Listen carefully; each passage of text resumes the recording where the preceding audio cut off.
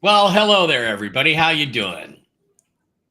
Blake, answer the question, good sir. How are you doing on your second appearance on Strictly Football? That's right. Yeah, first one I made a cameo, so this is going to be the full show. I'm in for the full experience. I'm looking All forward. right, Thank you for inviting me. everybody. Yes. Welcome to Strictly Football with Mike Bara, Brian Engelman, and today TV's Blake Wally. Great to have you guys with us to talk some football. We're going to talk some Browns, some Seahawks, and some Vikings, as well as all the other games. And then we're going to pick them. And we got Jim Mitchell's betting tips live from, well, not live from Las Vegas, but next week maybe we can get live from Las Vegas. We'll have Jim come on and actually read his betting tips, but we've got him. So there you go. Heck yeah, this was a super exciting week. We're going to talk about the Snow Globe. We're going to talk about their first place teams fighting to win the division. All of that and more on today's episode of Strictly Football, powered by the Unhappy Hour. Eric Metcalf, and you're watching Unhappy Hour.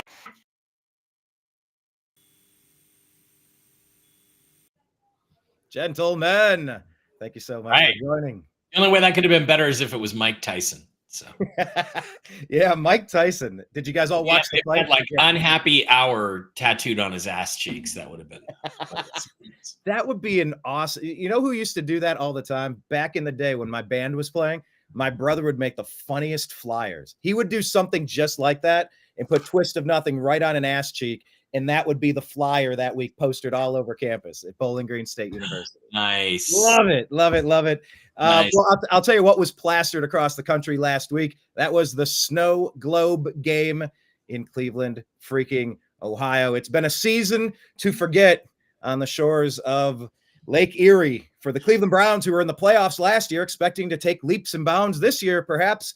And my God, they were instead battling for the title of worst team in the league. Are they in the running for the top quarterback to replace Deshaun Watson, Mike?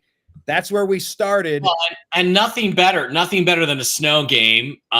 Russell Wilson was phenomenal on third down, but they didn't quite get enough points. Remember last week I told you the betting tip that I got from not from Jim, it was from another show I was watching. I forget what it was, but they said basically that it was it was like an NFL Network thing where they said that Mike Tomlin was 0-7 on a short week against a divisional opponent on the road. And that was that game. And now he's 0-8. So it must mean something, right? But I got to show you this. This is Colin Cowherd went to a bar in LA. Oh, yes. They have cameras set up around the stadium, right? They have cameras set up.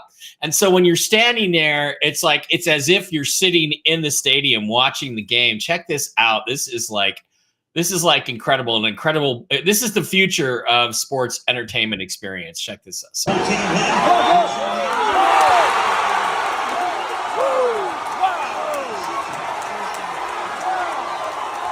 Feels like you're there. That is insane. I want to watch a game. Good. Look at that snow. It's literally a snow globe. You would think you were there. You would think you were there, but you're not there. So, I got a feeling this is going to be definitely a future thing in sports. I think he didn't actually put a link in for this COSM, COSM, which is just a new bar chain, I guess, that's going to be coming out all over the country for these kinds of experiences. So we'll look forward to that. Yeah, I mean, just look at this. Walking in, this is the scene as you're walking up the stairs, people. A snow globe, like one of the weirdest things you've ever stepped foot into. And this was as it began. That was even before all of the festivities really occurred. I mean, look at this. Look at this on the screen. Yeah. I remember I went to a Monday night game, Seahawks and the Packers in Seattle. And we were in the third level, and there's an overhang, there's coverage, right? But we were on the row where literally the snow was coming down, Brett Favre versus the Seahawks, Matt Hasselbeck and the Seahawks. And the snow came down and literally about halfway down my thighs was the line of the snow. So my knees and the front of my legs got soaking wet from the snow and frozen solid, and from my thighs up, I was dry. It was really weird. But snow games are the best. They're just fucking epic. Look at these guys doing snow angels, throwing snowballs at each other. Like, football is an outdoor sport meant to be played outdoors. I understand the value that a community would have by having a dome so that you can have conventions over there, so that you look can at have, that. Look at that throw from Russ, even in the snow. It's phenomenal. absolutely. And Jameis Winston able to go ahead and scramble in, becoming an instant Cleveland legend, almost knocked down here from the backside, 91, runs out, jumps in the air, spins, and is blasted and holds onto the ball somehow. Yeah. So much for that stupid John Elway helicopter play. That one by Jameis was much better than the stupid Elway play. Yeah, the Elway helicopter, the play that will live in infamy. Blake, what did you think watching this game? It was phenomenal. I really enjoyed it. I actually just upgraded my TV. I've got like I got a 75-inch Sony. Ooh, it was a 4K experience. Yeah, it was pretty awesome.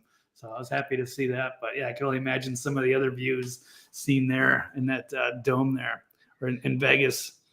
Is that what we're talking about? Yeah. No, I think that was in Los Angeles, right? That was in LA. That was in LA. They're going to be building these things all around the country, these Cosm bars, and this was like the prototype, I think. There might be one in Dallas. They might have one there. Yeah, it might be two, but yeah, they're coming everywhere, and that's going to be the new immersive, sports watching experience where they set the cameras up, and it's as if you're standing right there. So phenomenal stuff. Absolutely. Yeah. I mean, they're doing the same thing with concerts now with the Meta glasses, and so you can watch an NBA game from courtside. Yep. I mean, they're going to up the experience. It's just a matter of, how immersive do you need this headset? Do you need yet another monthly subscription to something? It's just, at what point is the technology I have to put in the goggles and feel the game that way? Yeah. I would love watching this game if I could get bursts of cold air and like a little bit of rumbling, and you get in the sound. Look at this catch. Yeah. Well, then the next step is the Matrix, where you have the buxom beer server coming up to you, and you can actually feel the boobs pressing on your face as she hands you your beer. That's the next step in the experience. But here in Vegas, Scotty. Here in Vegas, you can go to the Sphere to watch a concert of U2 performing at the Sphere. How weird is that? So I don't know. I haven't gone yet, but maybe I'll go check it out. Yeah, it seems incredible. I'm a big fan of all of these advancements. Even for a concert, I love concerts, but there's a whole day involved, and it's really expensive, and trying to find somewhere comfortable, and then how long of a line to use the facilities, and then the line to get merch, the line to get a beverage, the line. Yeah. It's a whole thing. But if you could get the experience of just enjoying the moment and really getting something extra, I'm all about it. But yeah, that game was something extra for the Cleveland Browns. I mean, Myles Garrett, thoughts on Myles Garrett? Anybody? I mean, he took it personally that TJ Watt was running his mouth when Myles got Defensive Player of the Year, kind of challenging whether Myles was up for it or not. And he mentioned it many times, I am the best player in the league. It runs through me. And he came out with 3 sacks and dominated. Yeah, and TJ didn't do a thing. And my brother kept commenting. I think that honestly, the footing, the snow spooked TJ Watt a little bit, because he seemed like he was tiptoeing around out there, didn't get any leverage and didn't make any plays. And Myles Garrett showed you can still make plays even in the snow. So it was that was a good thing about it. And it was just an entertaining game, and fulfilled my prophecy that I passed on from somebody else. I forget where I heard that, but just that I think it was actually a tweet by somebody like Ross Tucker, that Tomlin 0-7 on the road in the division on a short week, and now he's 0-8. And so I picked the Browns last week for that reason, and I would never have picked them otherwise. So, these kind of things are factors. You don't understand that there are factors like that you have to consider. That's why the Vegas guys are smarter than us and make more money at it. So yeah, there might be something to that. Blake, you've seen your share of defensive end legends. You've had people up in Minnesota that were pretty badass. Have you seen anybody as good as Myles Garrett that can just absolutely wreck the games? I mean, you've had some good ones, and you also had Reggie White in your division as well. Like that defensive pass rushing position, the defensive end, you've seen it. Where does Miles rank for you? Oh, he's definitely one of the top guys in the game for sure. I mean, I can't take anything away from him. He's a game wrecker. He's pretty incredible. Yeah, we've had we've had quite a few go through there. Jared Allen was such a but yeah, you've seen some incredible defensive end play in your day. But yeah, back to the Browns real quick. That game essentially it recalibrated what the Browns are doing and what we're supposed to do with the quarterback position. It's pretty important that we figure out what in the heck we're supposed to do. We improved to 3-8 on the season, and we beat the 8-3 Steelers. So we have been, I think we became the only team in NFL history, check the stats, to break 2 5-game winning streaks in the division. Like, we did something ridiculous. We beat the Ravens, we beat the Steelers, and we stopped 2 5-game winning streaks. And we're only a 3-8 team. But now we're trying to figure out, what do we do next year at quarterback? Any thoughts on Jameis Winston and what you saw out of him? He had the LASIK surgery. If you really look, his turnovers are way down from that 30-30 season that he's so famous for. And look, I don't know, have you watched the interviews with this guy? Like, he's an interesting character on the sidelines. He praises God. He's living in the moment. He's like, my entire life, I've never played in the snow. He's like, glory be to the Creator. Like, this is the best day ever for me. Any thoughts on the quarterback position for the Browns? Because we went from being the maybe 1 or 2 overall pick to now we're somewhere 7, 8. And we're looking at Jameis. Can he be a bridge quarterback to something while we build around him? Any thoughts? What would you do if you were the GM of the Browns at quarterback, knowing you have Deshaun Watson for like $110 million over 2 years, fully guaranteed, regardless? What would you guys do? Take the quarterback. You always take the quarterback. And if that means you have to move on from Jameis, you move on. Jameis is interesting because he's got a photographic memory, but yet he makes some of the worst fucking decisions with the football you could ever imagine. I mean, it's like, he's like Geno Smith. It's like, I mean, Geno's not very smart, but Jameis is really intelligent, yet he just can't seem in the moment under pressure to make the right decision. And you know, you got, if there's a quarterback there that's worth taking as a first round pick, you take him. If you have this guy rated in the first round, I don't care if you have him rated as the 32nd or 35th best player, even in the early second round. If you're sitting there at 8 and you know, you're looking at your future at quarterback, you just take the quarterback. You just take the chance because you have to. You have to. That's how the Eagles ended up with Jalen Hurts. That's how the Packers ended up with Jordan Love, you know? If you see a guy that you like, you take him, even if you got to stretch a little bit in the first round. You just take him. And no matter how much you might appreciate what Jameis did for you, it's business. So you got to do the business thing.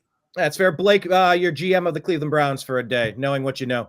What do you do here? Do you like, what have you seen? Because we've seen 400-yard games out of Jameis with no interceptions. Last week, he played great, and the team got blown out by 21 points. And it's like, he's clearly not the only problem with this team why we're 3-8.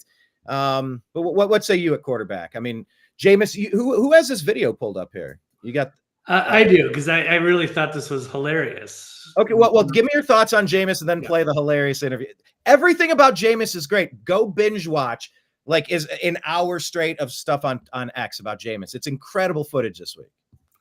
Yeah, I wasn't even that familiar with him personally until he started speaking after the injury to Watson. And I was like, and everyone was kind of blown away by what he said. Yeah. And then we had this interview here, and the way he's smiling. And I think this person nailed it when he was saying it looks like a hit of MDMA. I guess would be ecstasy.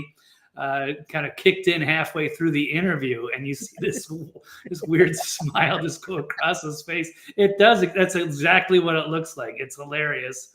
Yeah, I'll roll this real quick. Then I'll get to that. You don't become a Brown until you beat the Steelers. What will it take tonight? Great line. The horse is prepared for battle, but victory comes from the Lord. So I'm dependent on the Lord. Is that the message to the team? Day by day, one play at a time. That's the message. Weather conditions tonight. We're expecting winds up to 15 miles per hour in a wintry mix. How will that impact your ability to throw the ball? I am so happy and grateful that the Lord has blessed me to play in some snow, to be in true football weather in Cleveland, Ohio at Huntington Bank Field today to give him the glory. It's a beautiful day. Sure feels like you're playing in the AFC North. It is. It's magical. Thank you. UFC. All right. That's Let me- wild. Let me tell you, it is magical. Let me show you this. I don't know if you guys have ever seen this. So this is in the first round of the playoffs. This is my high school, Brunswick Blue Devils, undefeated. First round of the playoffs against Masson. They have a live Bengal tiger on their sidelines. They're playing in Paul Brown Stadium. These guys are just massive. We're in the playoffs. This is me in the fourth quarter in an absolute whiteout game. I sack quarterback Ben Himes. They have about like a minute and a half on the clock. They're around the 35, 40-yard line, trying to get down. We win the game 6-7. They missed their extra point in the blizzard. We made ours. And I like this picture has been with me. They use this on our program for the high school football team year after year after year after year. And so I lived this moment, and I got a chance to this was in the newspaper the next day. And I was That's like, oh my God. I got up from the sack and I just yelled at my stands. I like this is me screaming at our sidelines to get as loud as they can so we can end this game. So like when I watch a game like this, woo, I get it all in the feels, I gentlemen. can't get over how big the shoulder pads are. That's what kills me. How huge the freaking shoulder pads are. No. Those are my real Yeah. shoulders, bro. Those are your real. Those are the real shoulders. But anyway, it was a fantastic game. It was one of my favorite things that I've seen in a very long time. We'll see what the Browns do the rest of the season. Are they going to remain competitive? They're better than their 3-8 record says they are, I think. So anyway, that's pretty much all I had to say on that. Any final thoughts on the Snow Globe game? Steelers, Browns, Blake? Yeah, I mean, I'm just disappointed because I had the Browns and the under, which I looked like a genius through 3 quarters, and then there was like 4 touchdowns in the fourth quarter, and it ruined my bet. I think I had under 36.5, so that was disappointing. But yeah, Winston, he's a cool guy. I think you should keep him if you can, but I definitely agree with Mike. You got to draft somebody. I think we need to. I think we should move to the Vikings game next because I have breaking news. Daniel Jones is going to sign with the Minnesota Vikings. Yep. Okay, interesting. I actually had this one queued up, but I can switch over. We're going to do Vikings. Breaking news. We need a breaking news. I have one over on my. Okay, yeah, we need to add that in here. Minnesota Vikings, they beat the Bears 30-27. Everybody, Sam Darnold leads the game-winning drive. That's in overtime. And after blowing the late lead, the Vikings get the win. And now they sign Daniel freaking Jones. That's not a bad move.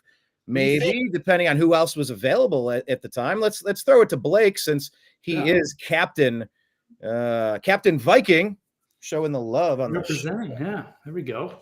What about this game? We'll talk about this game, and then we'll talk about the quarterback, bolstering the quarterback room there for you. So this game, I didn't have the red zone this week because I just moved. I'm going to try to reorder it for this week. So I had to listen to it, The Legend of Paul Allen, which is great, via podcast, audio here in Nashville because they rarely show Vikings games. But it was great up until the end, and it was like, oh my God, are we going to give away the game? And then they made Sam Darnold. It was great. Made a great last minute or in overtime, made that long drive, and they put it away. So that was good to see. I know I actually bet against the Vikings because I know historically they usually struggle on the road in Chicago, and it was close. So they did actually cover the 3.5 points there. So I knew it was going to be close in a defensive game, but it actually went up. Scored a lot of points, but good times, good game. And as far as the Daniel Jones thing, I think they got him for a very low price, like $350,000 or something. He's going to be on the practice squad. He adds to the room. He's got some relationship with Kevin O'Connell, the coach. And yeah, he's I don't expect him to really do anything this year. But he's going to take a while for him to, learn the offense and the scheme and everything like that. But he's a good insurance option, and he could be a part next year. We don't really know what's going to happen, whether it's going to be Sam Darnold or J.J. McCarthy. And you could have Daniel Jones there, I think, as a potential backup either way. I don't think of I think his starting days are probably over, but he is a solid guy and he could be effective in situations. So he's still got a lot of football left. And we're getting a lease on him for this year, and we'll see what happens after that. And I would just add this as well. People said Baker Mayfield was done as a starter. People said Sam Darnold was done as a starter. People said Geno Smith was done as a starter. People have said Joe Flacco came off of the freaking couch to play us the game-clinching win against the Jets on a Thursday night game that I got to go to, led us into the playoffs, off of the couch. Nobody had Joe Flacco on the bingo card. The Browns played 5 different quarterbacks last year. So as much as the quarterback position is crucial, it's also interchangeable when you have brilliant people, when you have very talented players like Baker Mayfield, Jameis Winston, both former Heisman winners. They don't give all those. Only one person gets that every year. You got to be kind of good to get one. Does it translate to the NFL? Not always, but we never know when somebody's story is done being written. Mike, thoughts on the Vikings? This was a very entertaining game. It was back and forth and nail biting overtime. And it's like, who's going to finally get you leaning in on your seat watching that one? Yeah, the Vikings were in control most of the way. And then the Bears, I thought, got a little lucky to tie it up there at the end. But, Caleb Williams is a playmaker. He's got a lot of skills. He's got Cam Newton type of skills, and he showed those the other day. And a couple of the throws he made were really, really impressive on the run and stuff. Very impressive throws. He's got great skill talent around him. Cole Kmet, Keenan Allen, DJ Moore, Romo Dunze.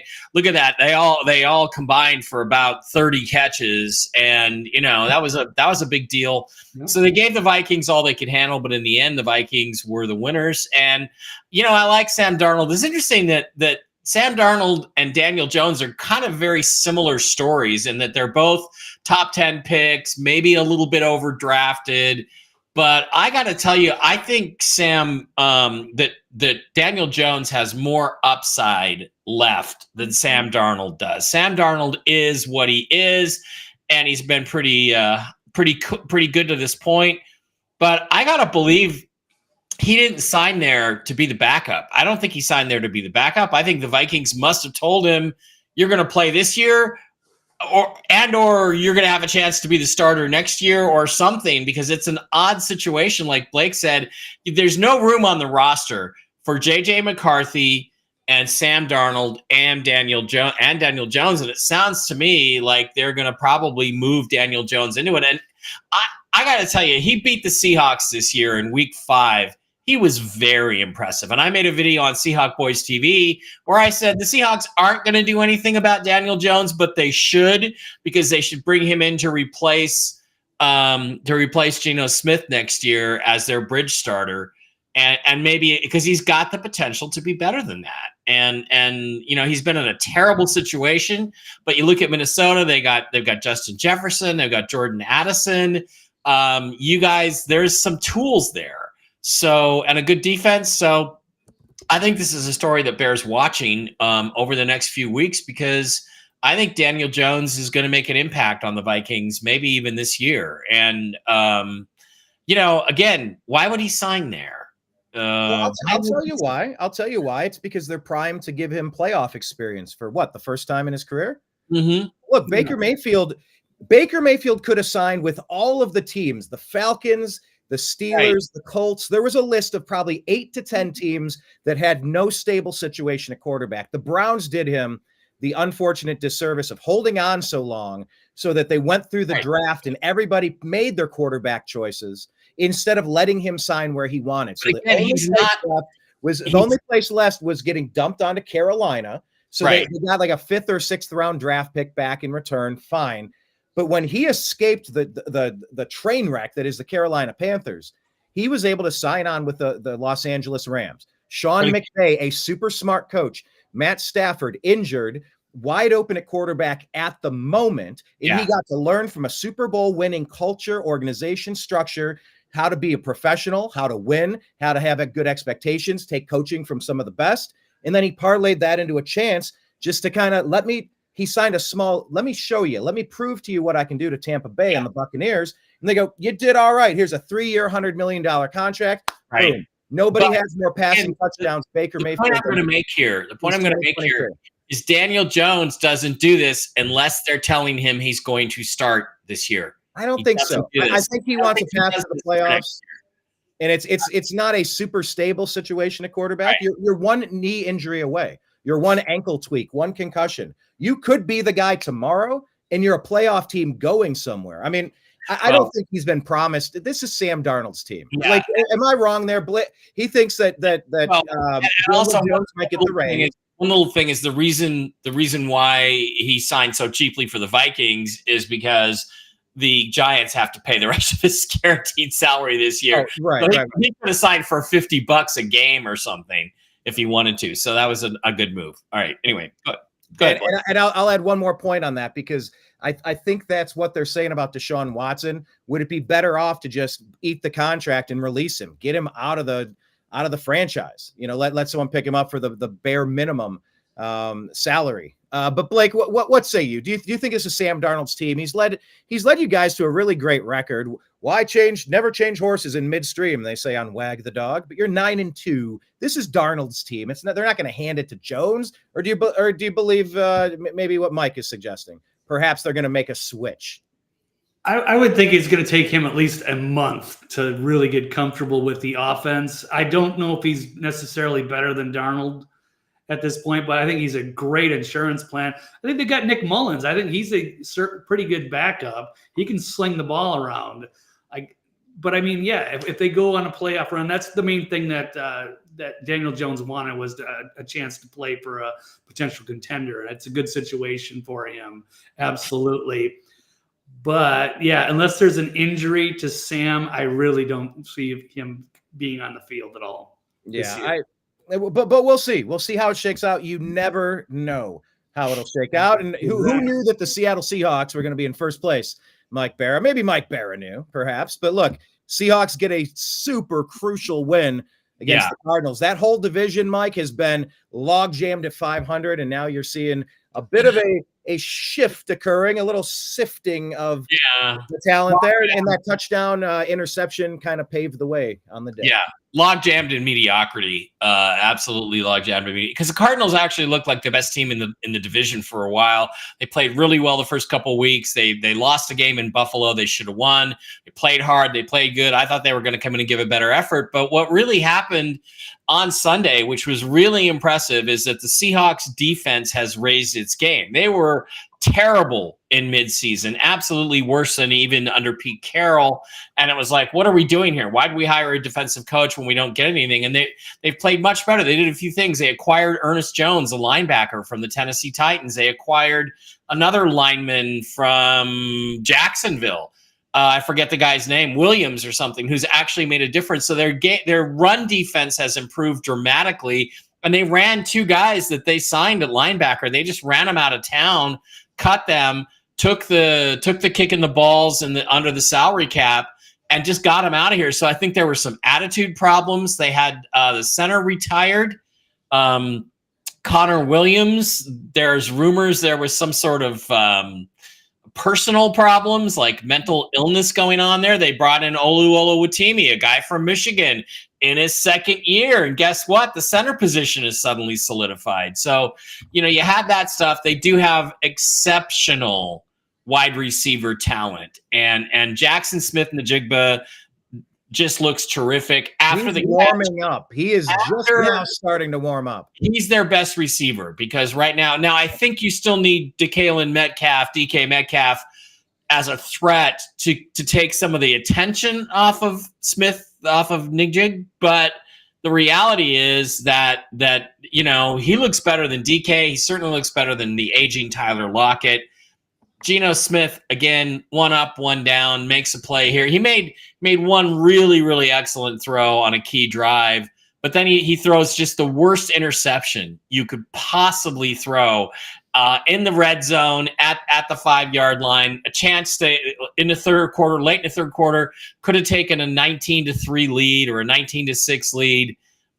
Would have been 16-6. Eventually, they would have made it to 19 with the field goal they got later. So, it's an up and down game, but it's an inconsistent division, and the 49ers look like shiz, and the Rams got their butts handed to them. So I guess theoretically, if the Seahawks keep playing at this improved level, especially on the defensive side of the ball, they have a chance to win the division. Shockingly. Amazing. No, it's all over the place in that division. Blake, what did you think? I mean, the Cardinals, a lot of talent on that offensive.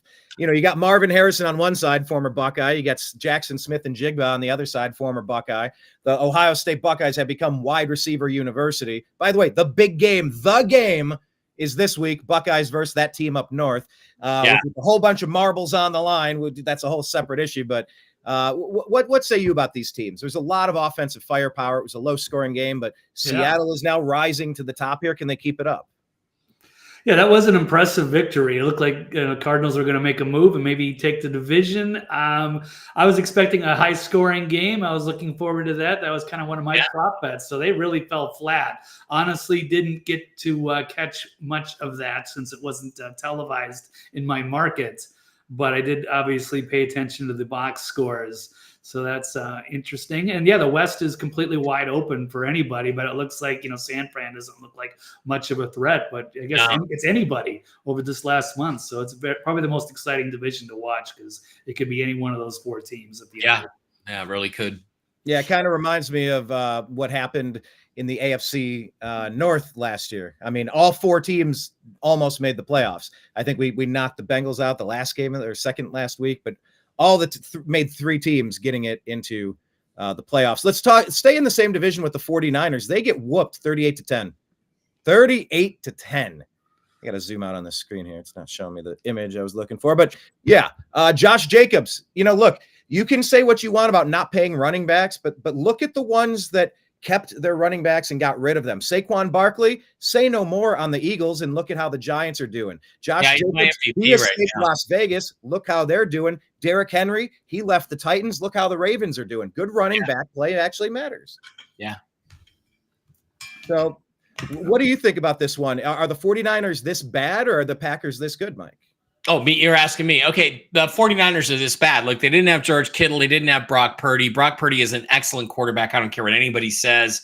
Bosa is injured on defense. They're not the same without him. I mean, when he went out of the Seahawks game, the Seahawks were able to move the ball and have enough time for Geno to throw with no problem whatsoever. So they're a thinner team than they've been the last few years, and they've got some injuries, and they were no match for the Packers, as we kind of all expected. And we talked about last week. They just weren't a match for them. And I just see them going down. And Christian McCaffrey, look, he came off his injury, but he's not healed yet. So he's just not there. And he doesn't have that same burst and quickness. So I think, another loss or two, I might sit him down for the rest of the year and bring him back next year and start from scratch, because they're just they're not going anywhere right now. They're not looking good at all on either side of the ball. And if you look at can't catch anything. So, it's bad. Yeah. Well, if you look at Nick Chubb on the Cleveland Browns at running back, he was out. Remember, Minkah Fitzpatrick blew his knee out on the Steelers a couple games into last year. So he's missed about a year, maybe a year and a half. He's back, and he scored 2 touchdowns for the Browns. Let's not forget that in this win against the Steelers. But he doesn't have the same burst. He doesn't have the same speed. He's still getting it. He's still powerful and he's still good. But that yards per carry, Nick Chubb was the best in the NFL history at yards per carry. Some metric at some point, the best to ever do it. And he's doing two something yards a play at this point. So it doesn't seem like he's completely back. But Blake, what do you think about that? I mean, watching Josh Jacobs, you still live in Vegas, but if Jacobs goes over there to the Packers now and it scores 3 touchdowns, and they had really devalued the running back position for a while. Like it doesn't matter. You just draft running backs. They grow on trees. But yeah, I mean, any thoughts on the 49ers injuries piling up? Is it just a matter of the depth and the health being the difference in this game? Or I don't know. There's a lot of different. Yeah, absolutely. I'm going to give them an excuse and a pass for this, because without Brock Purdy, without Trent Williams, they couldn't block, they couldn't throw, they didn't have Bosa, they couldn't rush the pass. They were dead in the water there in Green Bay, so that's no surprise whatsoever.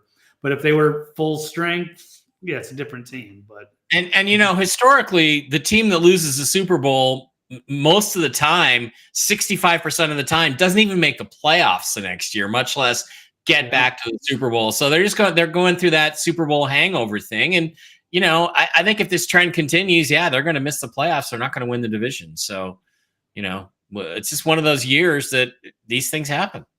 Well, let's stick with that division and just kind of roll with it for a second here. Saquon Barkley, franchise record for the Eagles, 255 yards rushing. Dude is on fire. Dare we say an MVP candidate? And I'm sick of giving MVPs to quarterbacks only. I don't think the quarterback is the only doggone important position in football. Now, I know they usually win. See you tonight at W&W. With some Kansas City Chiefs fan here. All right, Jenny. See you then. What's WW? Whiskey and Wisdom. It's a podcast I did with the original Mark Z at 5:00 tonight Pacific time. So in a couple hours. I think I did tag you. So I saw something. By the way, if you're not following the X feed for Strictly Football, it's at TNAM Football. TNAM for the New American Media. TNAM Football on X. And we're trying to get ongoing conversations between Mike and I about football events through the Strictly Football. Let's slide over there to Strictly Football and show it while we're talking. There it is, Strictly Football. Here, let's. Where are you at? Screen sharing from Mike. Bang! There it is, Strictly Football. So. Strictly Football. We're trying out a whole bunch of new logos.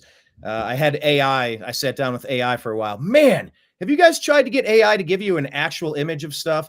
And like the weird stuff that they come up with, and they garble faces, garble names. I'm like, I didn't ask for any of this, and it's like intentionally messing with me. Have you guys had an experience with AI yet? Yeah, I had the worst problem trying to get AI to give me a really good, high-quality picture of AOC and Amaranth making out in lingerie, and it just didn't come out right. The hands were all warped. The hands were all wrong. Blake, have you had similar issues with AI? Because I'm seeing the Strictly Football image there, and I've come up with like 10 different ones, 20 different ones. Well, there's a lot of degrees of difference between some of the really good AI programs and the bad ones. So it really depends on the quality of the program. I suppose they use different ones. I've had luck with some and not so much with other ones. So I guess it just depends on which one you're using. Yeah, I've been trying it with Grok lately. But yeah, check out Strictly Football at TNAM Football on X, please. But yeah, back to Saquon. Look, the Eagles are a very talented team. They improved to get this win 37-20 over the Rams, who fall to 5-6. Eagles improved to 9-2. It's just year after year after year, the Eagles are just fantastic. Rams have, look, they've been unhealthy. They're just now coming back, getting more of their players healthy, and maybe they can win several in the last stretch here and fight for a wild card berth. But what do you guys think about the Rams wrapping up this division here? And then anything with the Eagles and Saquon Barkley? Take it away, Mike.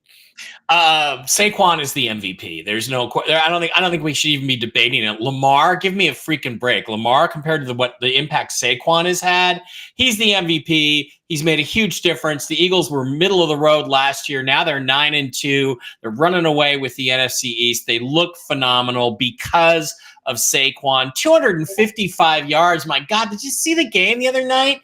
He's fantastic, and he makes Jalen Hurts that much better. And they've got some guys they can throw to, and they got a good defense. Although they lost Brendan Graham to a torn triceps, that sucks. But the reality is, I think the Eagles. The Eagles are going to be in the NFC Championship game. I think this season, and it's going to be a really interesting NFC playoffs. And the Eagles think they have a good chance to go back to the Super Bowl, and it's all because of Saquon. Forget the Lamar stuff. Just go with that fantastic performance, and he just keeps getting better every week. So. Yeah, and it's so interesting too, because when when players have their breakout seasons, Myles Garrett last season, for example, finally he's been the best defensive player in the league for a couple of years. I remember the same with LeBron. They just wouldn't give LeBron an MVP year after year. They're like, here's a lifetime achievement for Nash. Here's a lifetime achievement MVP for somebody else. But it's like LeBron's been the best year after year. He finally gets it. But when you finally get your MVP, you have like moments that stand out. So last year, Myles Garrett jumps over from a standing jump over the lineman against the Colts to block the field goal. Yeah. Like just crowning you can see that image in your head as Myles Garrett won Defensive Player of the Year. And you see the same with Saquon jumping backward over people. You've never seen that play. I guess Madden added it to their lineup for the video game because they didn't even know someone was capable of doing it. No, I mean, Seahawks had a great running back named Chris Carson a few years back. He had to retire because of a bunch of neck and shoulder injuries. But there was a play about 4 or 5 years ago where he completely leaped over this guy in mid-run, just jumped over him and kept running like something out of Madden. And I'm like, at the time, that was like, I don't think anybody had ever seen anybody do that before. And it was like, oh my God, that's incredible. And then Saquon does it backwards. He does it backwards. It's like, how do you even think about doing that, much less physically do it? I will be so disappointed if he tests positive for steroids because I just believe it's all Saquon doing that because Saquon because he's gone. So phenomenal. And he is, and he was incredible at Penn State. I got to watch him as a Buckeye fan all the time. And geez, when you see that raw talent, it's something to behold. Blake, thoughts on the Eagles, thoughts on this game, thoughts on Saquon, thoughts on the MVP race? Yeah, as Mike said, he's a phenomenal athlete. It's an incredible performance, and you get to see him with and credit the offensive line. You see the difference there between the weak Giants offensive line and Philly's dominant, who just pushed the Rams around like blocking sleds all night. So they just ran it down their throat. It was interesting. I'm not an Eagles fan, but I got to respect the talent they have. I was a little disappointed. I had a prop bet. I wanted Dallas Goedert to get some yards, but they didn't even have time to throw the ball because they couldn't stop their run. Yeah. So why throw it when you can just run it down their throats? And again, the Rams, they got Matt Stafford. That's about all they have. Puka Nacua and Cooper Kupp. Those are, Kyron Williams is good. They're good players, but they're possession receivers, both of them, and they're not really deep threats.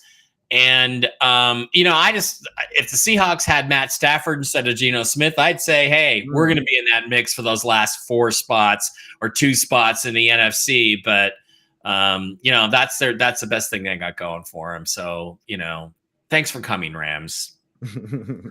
Thanks for showing up. All right, let's talk about maybe the team that it's going to run through in the NFC when it's all said and done. The Detroit Football Lions improve to 10-1 on the season, defeating the Indianapolis Colts, sending them back to 5-7.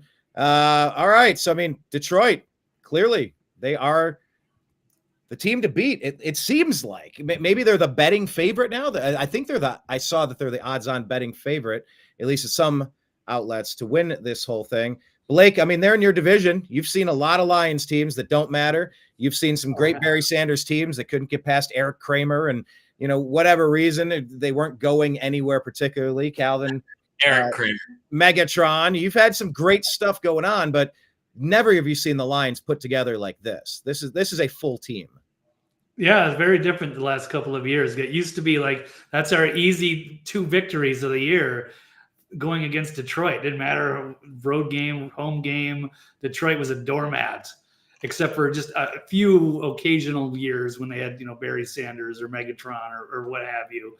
A few little one and done playoff teams, but they have really built something special there in Detroit. They are the team to beat, certainly. Baltimore's good. Kansas City's just not like blowing people out, but Detroit is blowing people out. I thought this was going to be a trap game against Indianapolis because they got to get ready for Thursday. But no, they still blew Indianapolis out. So, no, they are a phenomenal team. They are the team to beat. I will say that. Even as a Vikings fan, it's hard to believe. I wouldn't say that about the Packers. I hate the Packers too much. But, hey, hats off to Detroit. I hope we can beat them. But, it wouldn't surprise me if they run away with it. Right. And what I love to do mainly is root for the team and the franchise that has gone the longest without a championship. So I'm kind of pulling for the Lions, one of those old school NFL teams like the Browns who helped invent the league but haven't even been to a Super Bowl since they started the Super Bowl era. It's just it's unfortunate. I'm pseudo rooting for them. Look, 3 rushing touchdowns from Gibbs. Mike, Gibbs and Montgomery, a 2-headed beast for sure over there. Yeah, great running game. And the guy I feel the most proud of and the happiest for is Jared Goff, because although he's kind of dumb. He didn't know the sun rose in the east and set in the west. We all remember that from the HBO show. But he's come along, and he has that first overall pick pedigree. He has the talent. He can make all the throws. A couple years ago when we traded Russell Wilson, I'm like, go get Jared Goff, go trade for him. If the Lions don't like him, let's go get him, because he can make all the throws and you can work with that. And it's great to see that he's found coaches that can work with what he does well. And, again, I think the Lions-Eagles is going to be a fantastic NFC Championship game. I don't mean to sell your Vikings short, Blake, but I think the quarterbacks are a little better. And the Lions are the best team in football right now. And how much better would they be? They're missing the best defensive player in the league. As far as I'm concerned, Aiden Hutchinson was the best player in the league when he broke his leg. So how much better would they be if they still had Aiden Hutchinson? And I know that upsets you with Myles Garrett, but the Lions. Look, there's a lot of great players. Nobody's Myles. That's fine. Here's the thing, though, that's kind of pressure. That's tough. In 2012, 2013, I knew the Seahawks had the best team in the league, but by far. But that doesn't mean you're going to win it, because you had the 49ers breathing down our necks, and we took the amazing Richard Sherman tip play to get us into the Super Bowl. Once we got to the Super Bowl, the Broncos were going to be child's play. But the worst thing I can imagine would be knowing you have the best team and your team doesn't win it. They somehow blow it. So I'm hoping or they somehow blow it by injuries. The 2015 Cavaliers basketball team, Kevin Love, LeBron James, we were steamrolling everybody, and then both Kyrie blew out his knee, and then Kelly Olynyk blew out the shoulder of Love. And it's like we still took it 5 or 6 games with Della Vadova and Tristan Thompson. Happened to the 96 Supersonics, who should have beaten the 72-10 Bulls, but they had 2 key guys go out with injuries, Nate McMillan and even Scottie Pippen admitted to Nate that we know you guys would have beat us if you were healthy because we were out of gas. And then the same thing too, you have injuries sometimes even in the Super Bowl game. The game the Seahawks lost to the Patriots, 2 key starters, Cliff Averill and Jeremy Lane, go out with injuries, or they probably would have comfortably won that game. And it's like, that's cruel. So you hope that never happens, injuries, or you just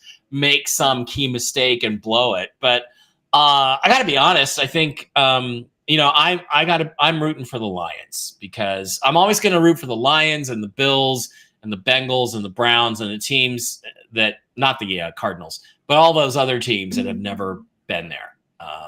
And the Vikings have never won one. They've been to the Super Bowl, but they've never won one. So. Right. Speaking of cruel, you were saying that Jared Goff isn't all that smart. So I was like, what's that actor from the Barbie movie? Ryan Gosling. He looks so much to me like Jared Goff. Jared Goff could have played the role of Ken in that movie. Maybe they're not really known for being bright. Am I off base there? I always look at those two and think that they remind me of each other. Or was he Joe? Was pretty good. What was he in Joe and Blade Runner 2049? Is that his character? Yep. Or something? Yeah. Got to make out with Ana de Armas. I'm always going to be jealous of Ryan Gosling for that. Fair enough. Hey, just real quick before we bounce to the next one, Indianapolis Colts, Anthony Richardson. He didn't have a great game, but they do seem to be going back to him. I know one of your favorite topics, Mike, is kind of looking at the quarterbacks and how they're progressing. What did you think? Blake made a great point that it was a trap game. It was almost a trap game. They kept that game very competitive until the Lions sort of pulled away in the third quarter. But Richardson shows flashes. He continues to show flashes. The question with him is selfishness and character, right? Just like Cam Newton. And did you notice Cam Newton's been taking shots at people all week? Russell Wilson. I'm like, they're carrying Russell Wilson. It's like, Cam, give me a break. You couldn't carry Russ's jock strap. Go look at your stats. Go look at his stats, you fucking loser. Anyway. But how do you really feel on the topic? How do you really feel? I just wonder about Richardson, whether he's got the character to be a Super Bowl champion, and I don't think that he does. So far, he hasn't shown it. So, and look, that's the question. People say it about Baker Mayfield. They said it about Jameis Winston. There's a lot of players out there. You wonder, and then people like Joe Flacco already have the hardware. It's like, all right, but I mean, like you said, character. There's a way to be inward and to be a professional and to go about your business. Then there's a way to just kind of always be around other stuff, always kind of in things that kind of take you off of the path. as an example, the defining moment for Cam Newton is the fumble in the Super Bowl against the Broncos, and he doesn't go for it. He jumps back to protect himself. I'm sorry, you put the ball on the ground in the Super Bowl, you throw your body in there. I don't care what hit you. And that just shows you who the guy is. So, I mean, that's a great reminder on that. That I couldn't understand the instinct. I understand an instinct to go after the ball. That's actually what got Baker Mayfield injured. He threw an interception. The receiver ran the wrong route. We cut the guy, Anthony Schwartz. But anyway, it was on the return where Baker ran out to make a tackle, and that's when he blew out his shoulder, and it ruined that last season to the point where the Browns just got rid of him the next year. So, yeah, not having the instinct to dive at a football at the most important moment of your life. I mean, even at your own physical peril, you dive at the ball. Like if you care about the sport, if you love the game of football, you dive at it. All right, well, let's move over to a guy that loves the game of football, despite a lot of people saying, hey, man, maybe you should hang him up. Tua Tagovailoa, 4 touchdowns in this rout of the New England Patriots. Patriots fall to 3-9, and the Dolphins improve to 5-6. It seems like they've hit their floor, and they've found a way to start moving in the right direction now that Tua is back. Blake Wally, what do you think about this one? Dolphins versus Patriots. Patriots young quarterback, Tua often injured, Tyreek having his worst statistical season ever. What's your takeaway here? Well, yes, Tyreek's got something wrong. He's got a ligament in his wrist or something. Like he could easily go for surgery, but he's going to play through it. So he's in pain. They have a lot of talent there on Miami, and Tua has been a really good quarterback. He's very accurate. So they put up a lot of points. Certainly they didn't, with the injuries, that's pretty concerning, but he's very brave. He's come back. Now there's also a lot of, interest in Drake May. He's also very talented, but he does not have nearly the skill players that Tua does. So they got worked in this one, but there's certainly, they could build something around him in New England. He's shown a lot of potential to be a star in this league.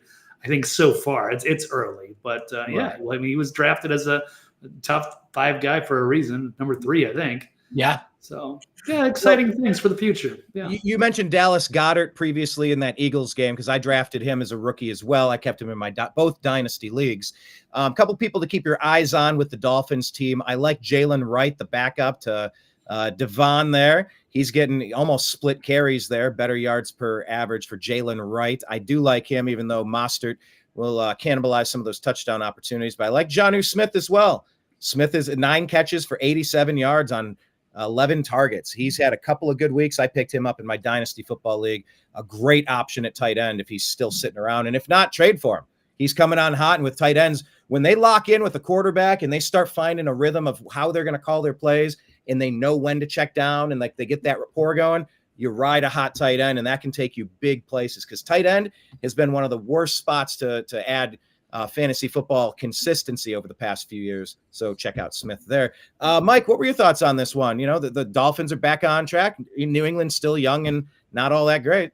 Yeah, you cannot overstate the value of Tua to the Miami Dolphins. I mean, Absolutely. It's phenomenal, the difference he makes. When the Seahawks beat them, they were a shell of a team. They couldn't even get the ball to Tyreek Hill, not even on screens and stuff. It was dismal. Now they look so much better. They look like a real football team, and his impact just goes on both sides of the ball. It propagates everywhere. It propagates spherically, and the whole team is better for Tua being out there. So I don't think Tua is going to quit. I don't think he's going to retire. And I think he's their guy. And unless Jalen Milroe falls into their laps in the draft or something, and they decide to take a shot at the future, Tua is the guy there, and he should be. And he's worth what they're paying him because look at the difference he makes for their whole team on both sides of the ball.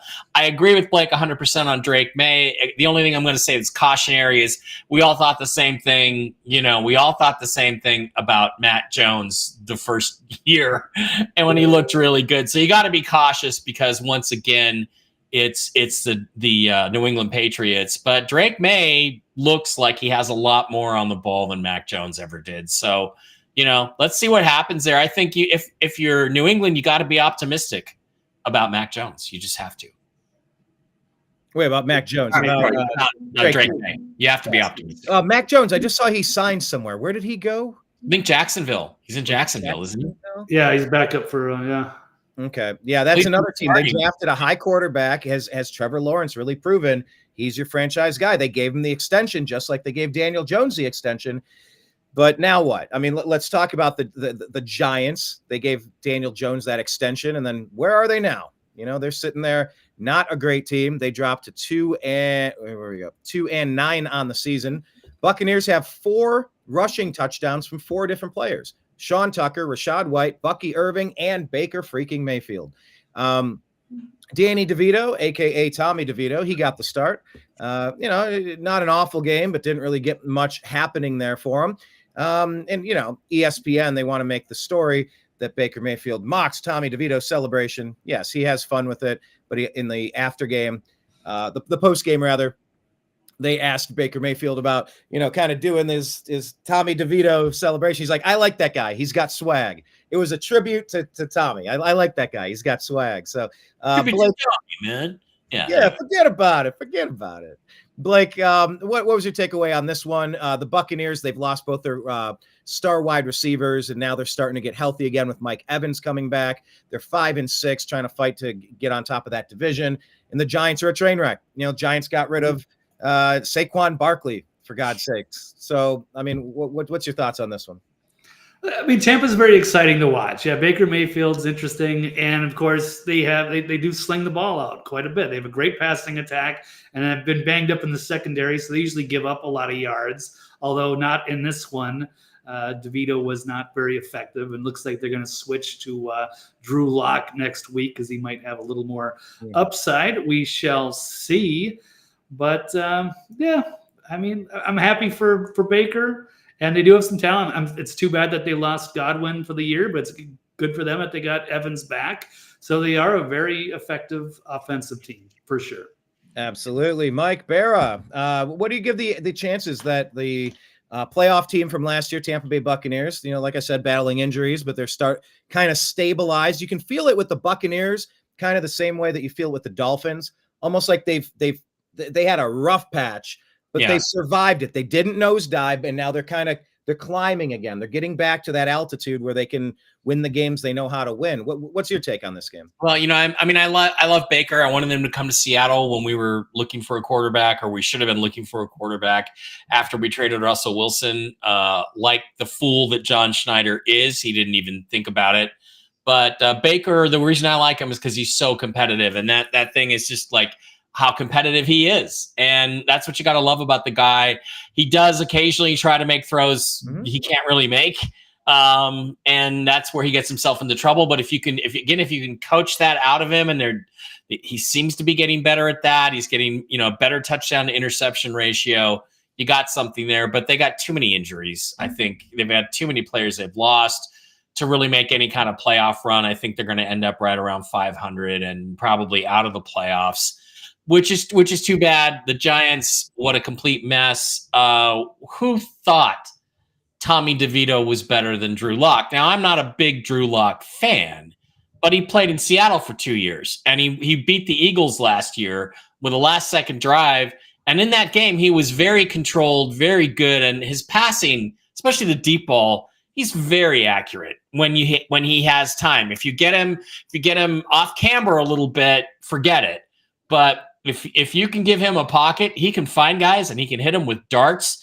And they should have started him last week. I don't know why they started Tommy DeVito. Well, I think they might be trying to tank to get the best quarterback available. Well, that's fine. That's fine. But then why don't you just say that? I don't know.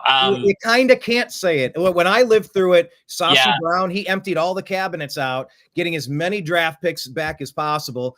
I mean, it was miserable to go through. Let alone if you tell people. You kind of can't say it. I know you can't, but I mean, it's like if that's the case, then why are they talking about putting Drew Lock out there? Drew Lock, at least, is a professional backup level quarterback, a guy that you can get through 2 or 3 games with if your starter is injured. I don't know that Tommy DeVito is that, so I don't know what's going on there with the Giants. Local favorite. A local favorite. Well, sometimes as a fan, you get what you wish for. Yeah, well, they said in Cleveland for a long time that the most popular position in Cleveland was backup quarterback. I mean, we loved our backup quarterback way more than the starting quarterback because it was always, that guy's not getting it done. That guy, I saw him do it. Oh, yeah, Kelly Holcomb a chance. Sam Howell's a lot more popular than Geno Smith in Seattle, but come on, Yeah, fair enough.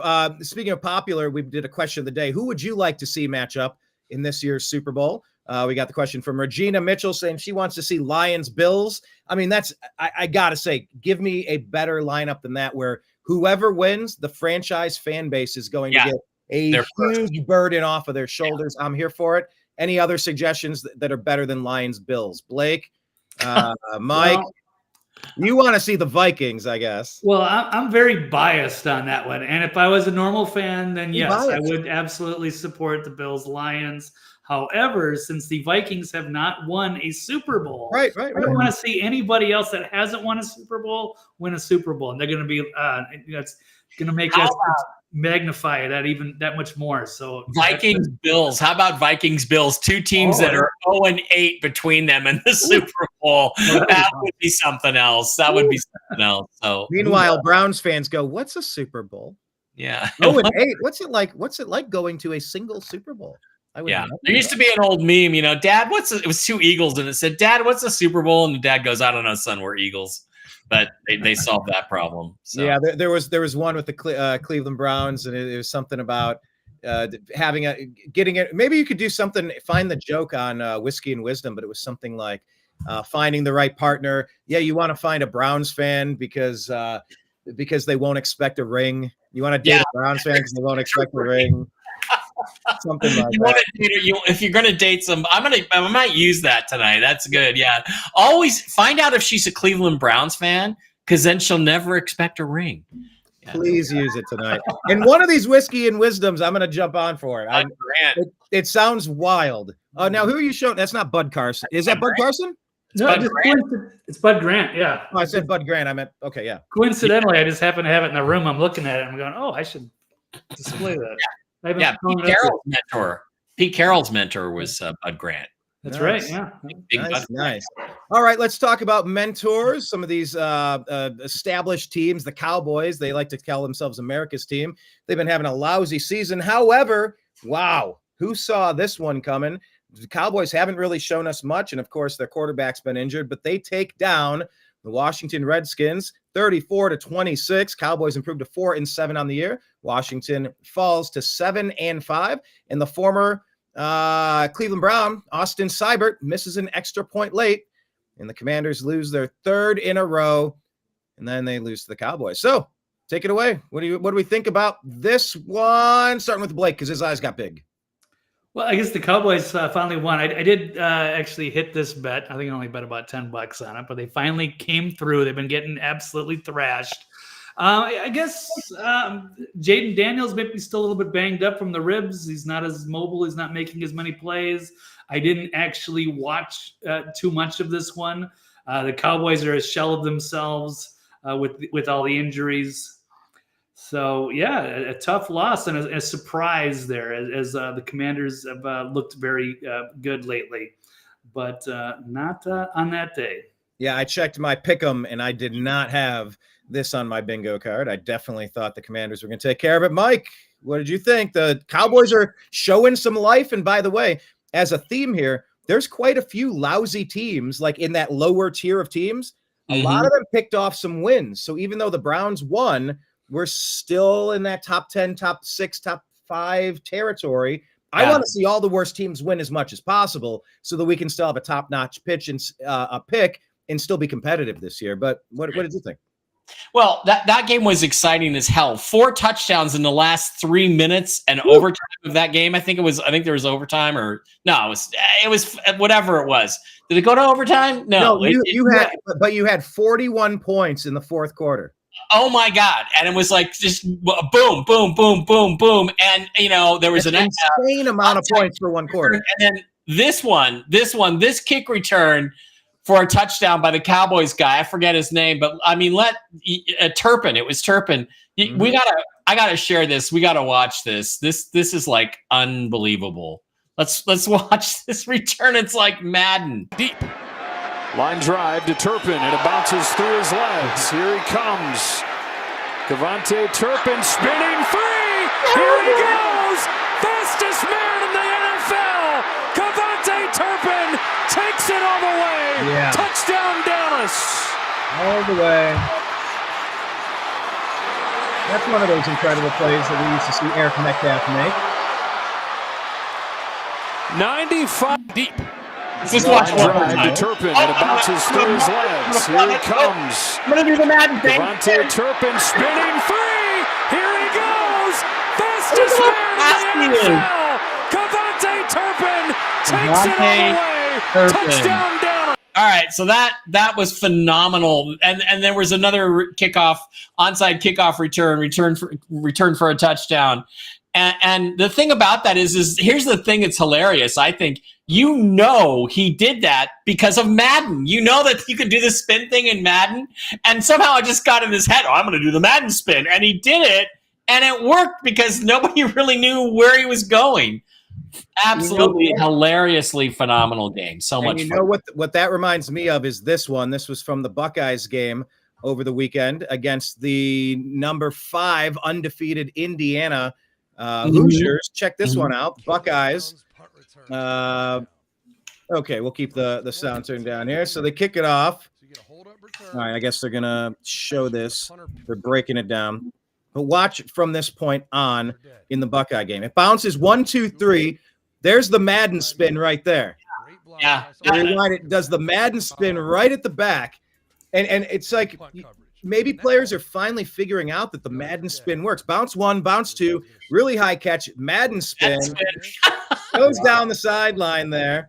That guy's on his feet. He's juked out to... That was a borderline block in the back there by 38, but I think he got it just in front of the shoulder. We'll let it slide. But yeah, this is a former Alabama recruit, transfers over to Ohio State. And look, he plays defensive back, but no. He is a kick returner to the stars right there. And the Buckeyes now march into the big game, against that team up north. And one other thought here, Brian and Blake, is how bad must Trey Lance be if they're not starting him? They went out, they got him, they got him for nothing.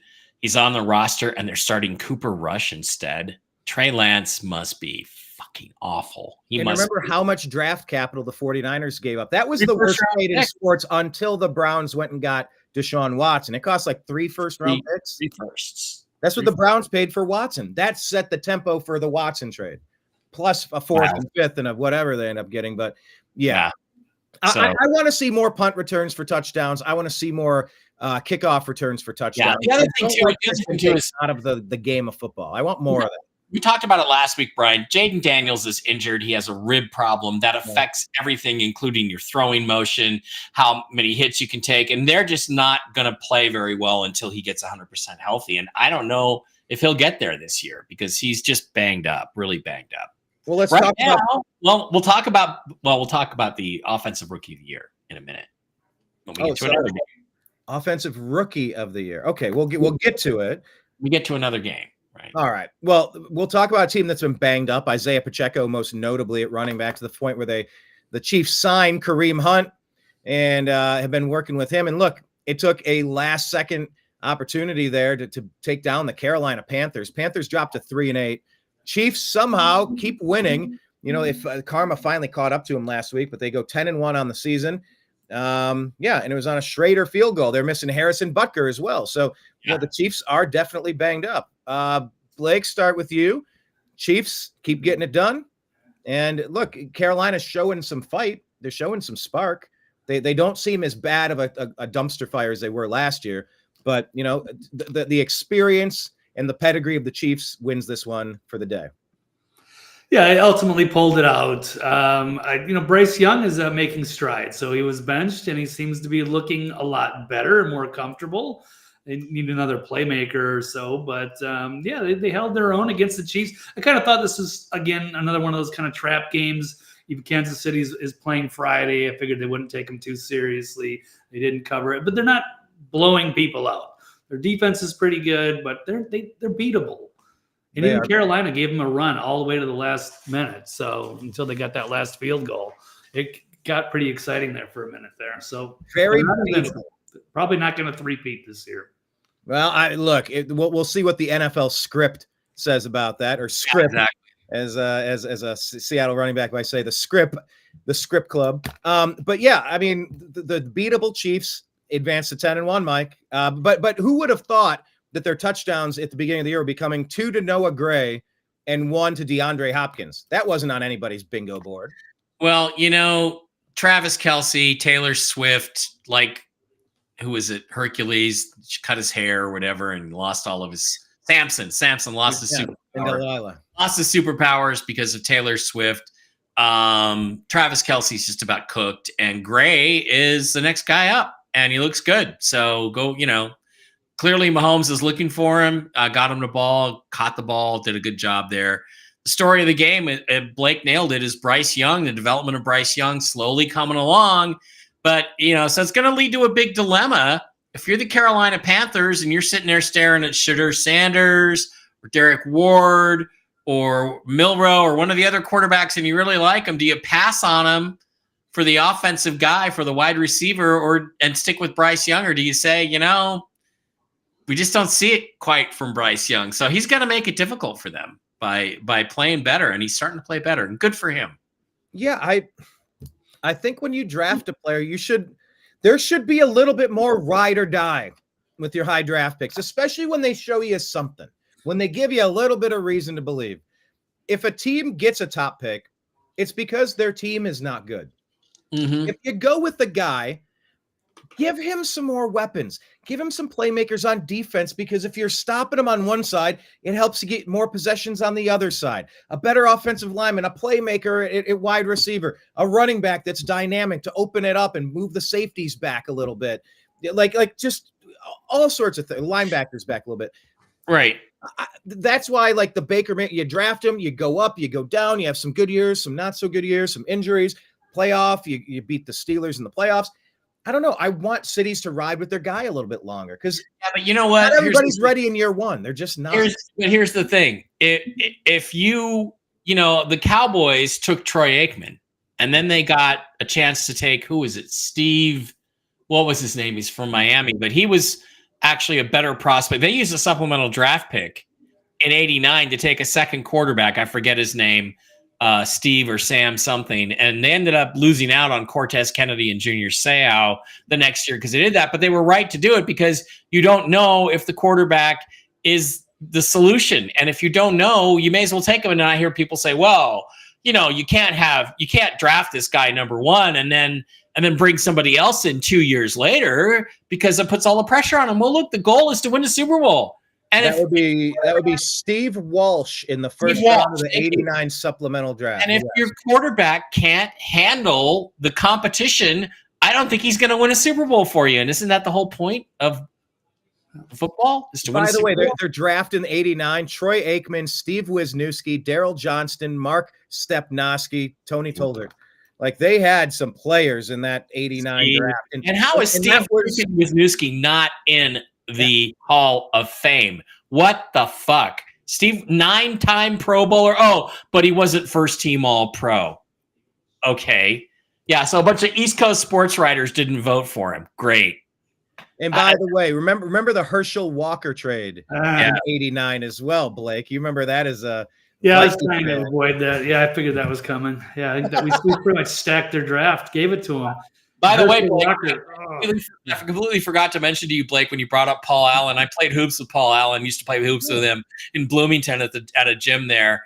And usually when we would play, I would pick a team and he would pick a team because we were the two oldest guys there. I was in my 30s when I lived in Bloomington, and he was fun. He was just starting to be a sports announcer then. He wasn't the voice of the Vikings or anything. So I kind of knew him a little bit, and I was stunned when I found out he wasn't gay, but he's not. So he was a fun guy to hang around with, and funny because he was just like that personality off the air as he was on the air. No difference. Oh yeah, the same guy. Yeah, that's awesome.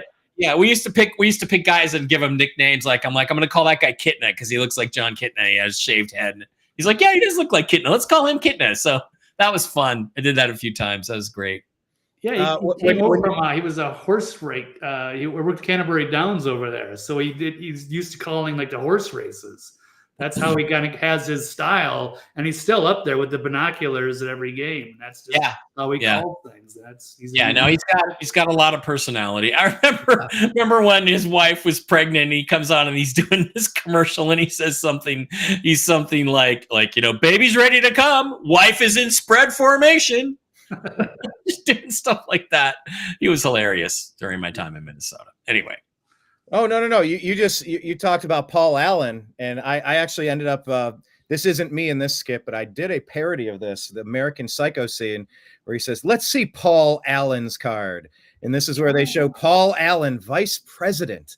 This is the scene that's most often remembered from American Psycho. Yeah. That's my Paul Allen thought on that one. I had a different scene than I remembered, but okay.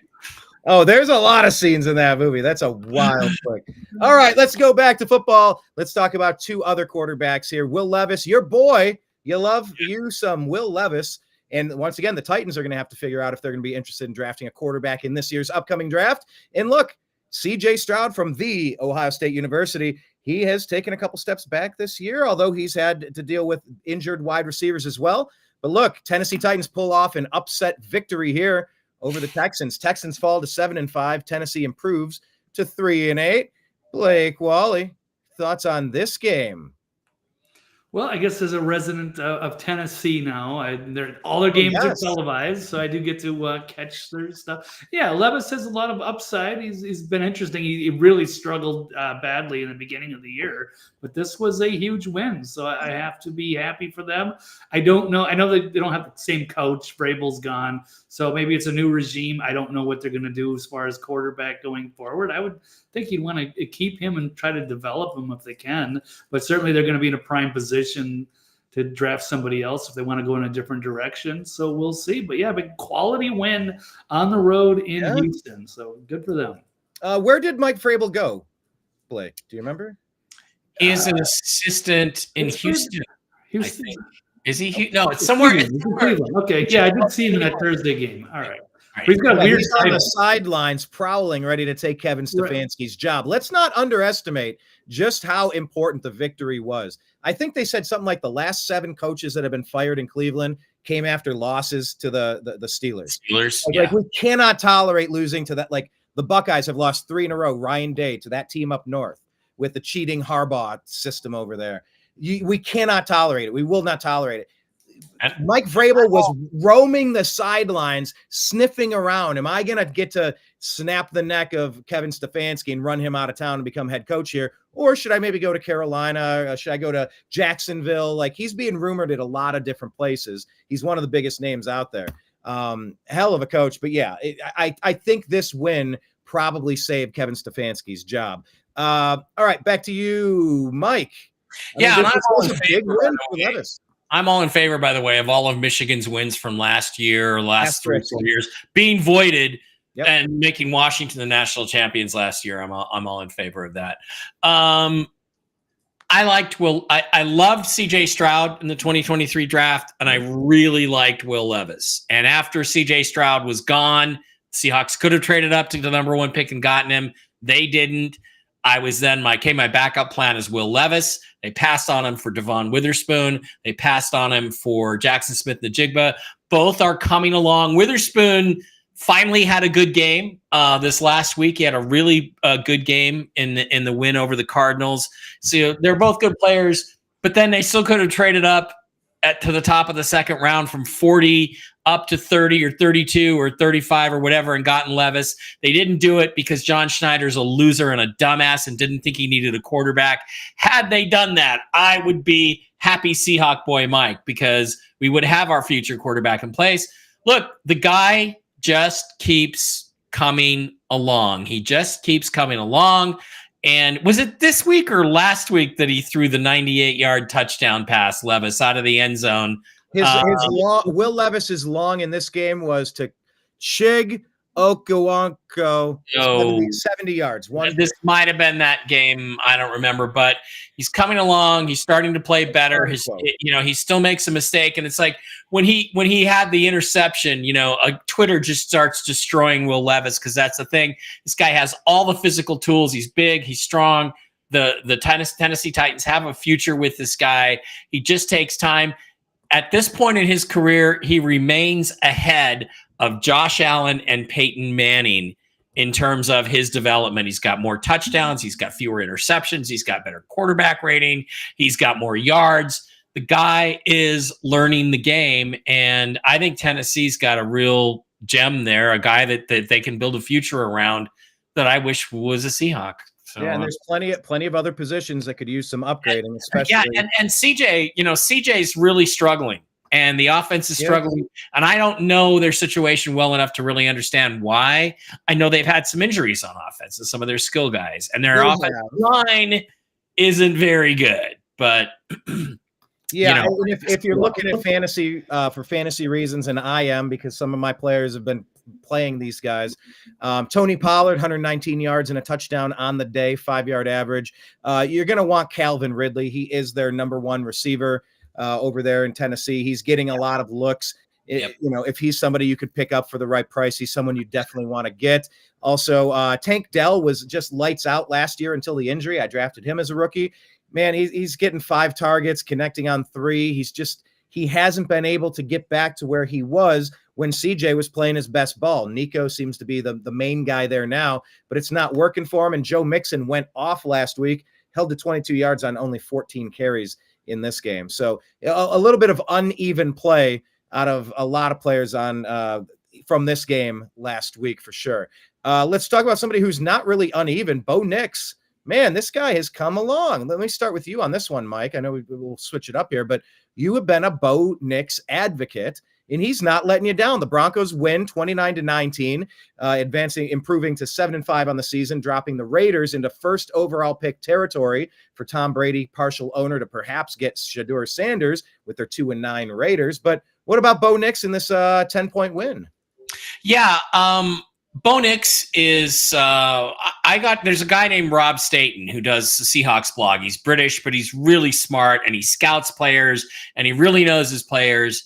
And he's very thin-skinned, so you have to be careful not to challenge him. But he's last year before the draft, he was like, God, if Bo Nix falls to the Seahawks at 16 and they take him, it'll be a disaster, And he said, Bo Nix, nothing more than a third-round pick. And he was crowing about it the first 2 or 3 or 4 weeks in the season.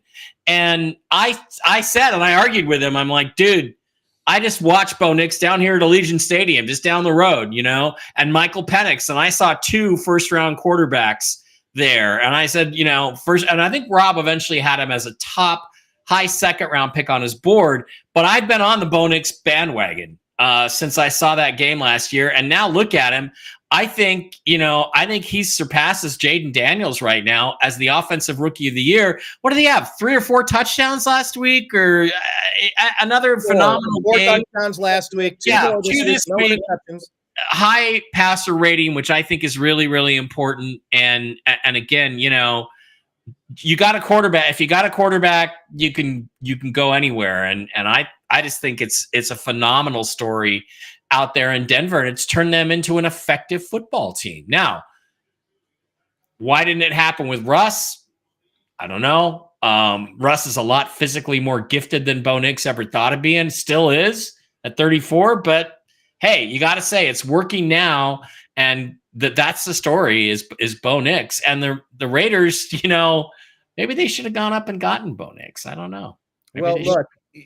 Maybe they have a situation now where Gardner Minshew broke his collarbone. He's out for the rest of the year. So you're seeing Desmond Ridder, formerly of Cincinnati, got drafted to the Atlanta Falcons. Then they jettisoned him when they signed Kirk Cousins. You got some weird stuff going on with the rushing game. Javonte Williams, 8 rushes for -2 yards. I mean, I drafted him really high in dynasty leagues, and he's really untrustworthy at this point. I wish he could settle himself as the guy, but he's not. Jacoby Myers at wide receiver. He's, he's the guy you wish that the Patriots would have held on to so that Drake May would have someone to throw it to. 10 catches, 121 yards for the Raiders, but weird rushing over there. 33 yards from a guy, Sincere McCormick, and Amir Abdullah, 28 yards. Like, not getting a lot of stuff done on the ground, and it's weird at the quarterback position now because of injuries. Blake, Tom Brady, he's a co-owner now, and he's there. They might have the number 1 overall pick. At least they're primed to be right at the top of that draft, being 2-9 now. What do you think the chances are that they go quarterback? Is there anybody you like in this draft that's coming out, and or just thoughts on the Broncos or Raiders over here? Anywhere you want to take it. I think the Raiders are the most obvious choice to draft a quarterback. They don't really have anybody with that kind of upside. They certainly are ready. Bo Nix has played very impressive. Of course, off to a slow start, but that's to be expected with the rookie quarterback.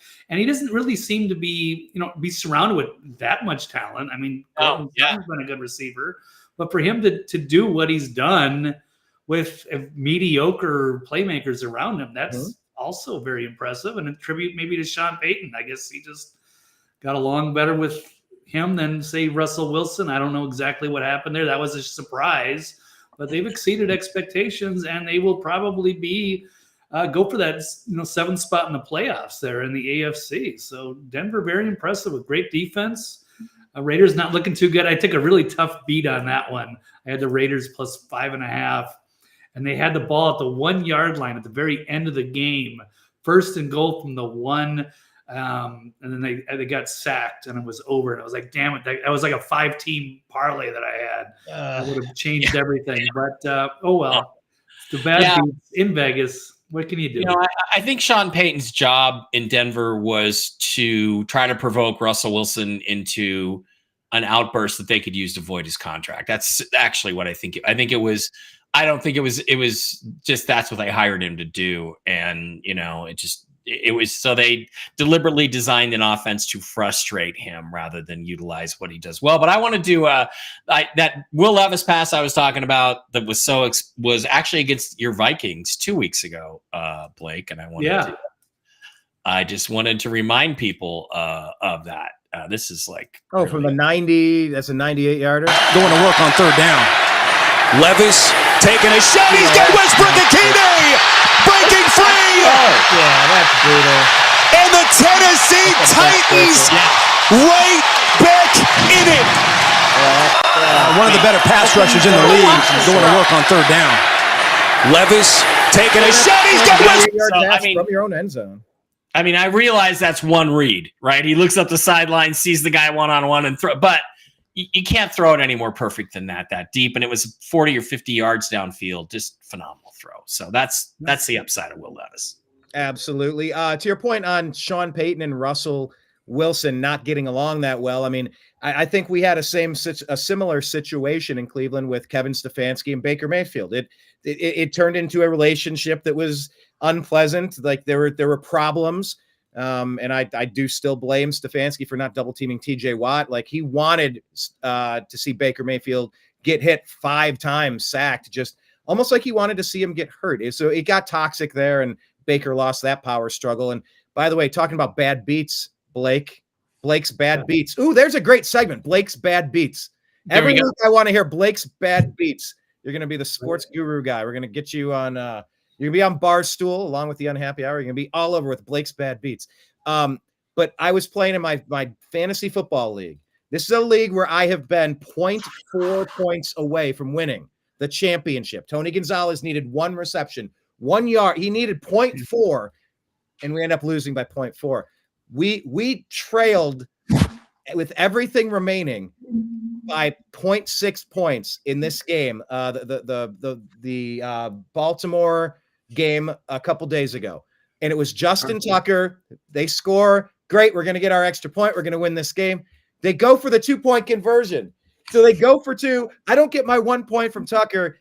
Finally, after that, he got his one chance to redeem himself, and he did. But I mean, I was pulling my hair out. It's like, just kick the extra point. We win this because we are at the verge of the playoffs, getting back into it. It's been a tough slog all year for this fantasy team, and we've missed the playoffs a lot of the past few years. And I was on the verge of one of the worst bad beats in fantasy football history, going for the 2 point instead of just kicking the one. But Yep. they redeemed themselves. That's good. I feel your pain, man. It's that's why I can't bet too much money, $10, $20. Yeah. Otherwise, you'd go insane when you get those bad beats like that. Yeah, I lost one of those ones. It might have been on that Chargers Ravens game. J.K. Dobbins, Yeah. the Ohio State guy. I had him for 60 yards, and I think he got 59 total, and it just destroyed my ticket. That's where it was. I had like $400 or something that I would have had. I had like a huge prop bet. And it was a high scoring game that I wanted. And yeah, J.K. Dobbins ran for 40 and then what? Yeah, receiving for like 19 or something. 1 yard short of like $10 into 400. I was pissed, but what can you do? That is brutal. Well, let's talk about that game. The Ravens edge out the Chargers in the Harbaugh Bowl. Ravens improved to 8-4 on the year. Chargers dropped to 7-4. Mike, what did you think about this one? This was a close game. Herbert got it done. Ladd McConkey had a nice game. Derrick Henry doing Derrick Henry things, but yeah, Ravens pull it away. Well, first of all, just to go back to the Russell Wilson, Sean Payton thing, if you can't get along with Russell Wilson, it's you're the one with the problem, not Russ. He's a guy who shows up early for work, works his ass off, in fantastic shape, team player. You're the one with the problem. Justin Herbert just doesn't do it. He just doesn't win big games. And no matter how much talent he has, he just doesn't win big games. And Lamar wasn't very good, but the Ravens were much more physical. And Derrick Henry pounded the rock down their throats.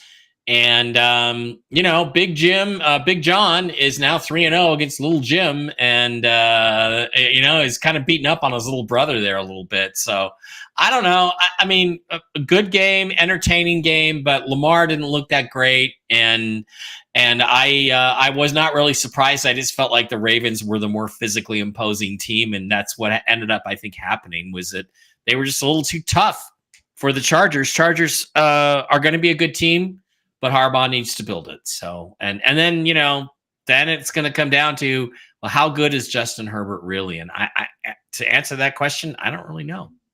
We're all kind of waiting to see. I mean, he seems to have the physical tools, but has he been able to really put it all together yet? Right. Not so much. Blake, when the Ravens stole the Cleveland Browns franchise in the mid to late 90s, they became another team in the NFL that are rocking the purple. I know you took that personally, but what do you think about the Ravens' victory here over the Chargers in general? Yeah, I mean, they're a legitimate team, and the Chargers are also doing really well, and they got a new era and a new philosophy. The other Harbaugh, I already getting confused already. Jim and John, but it's interesting transition. It was fun to see the Harbaugh Bowl, I suppose, exciting game. But they're both playoff teams, and yeah, I mean, the Ravens are, they're a legit team, and they're going to be a tough out. So we shall see. Chargers always seem to do something stupid, but maybe with a different coach and a different mentality, different schemes, they will turn the corner. So they didn't really beat themselves like they have before. Maybe I'm wrong. I don't know. No, it's all good. All right. Well, let's go ahead and pivot from there to our picks of the week. We're going to get betting tips now. Super excited for this part.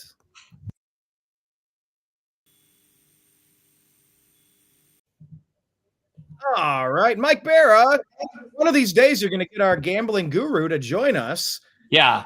It's been rumored Jim Mitchell and his dog.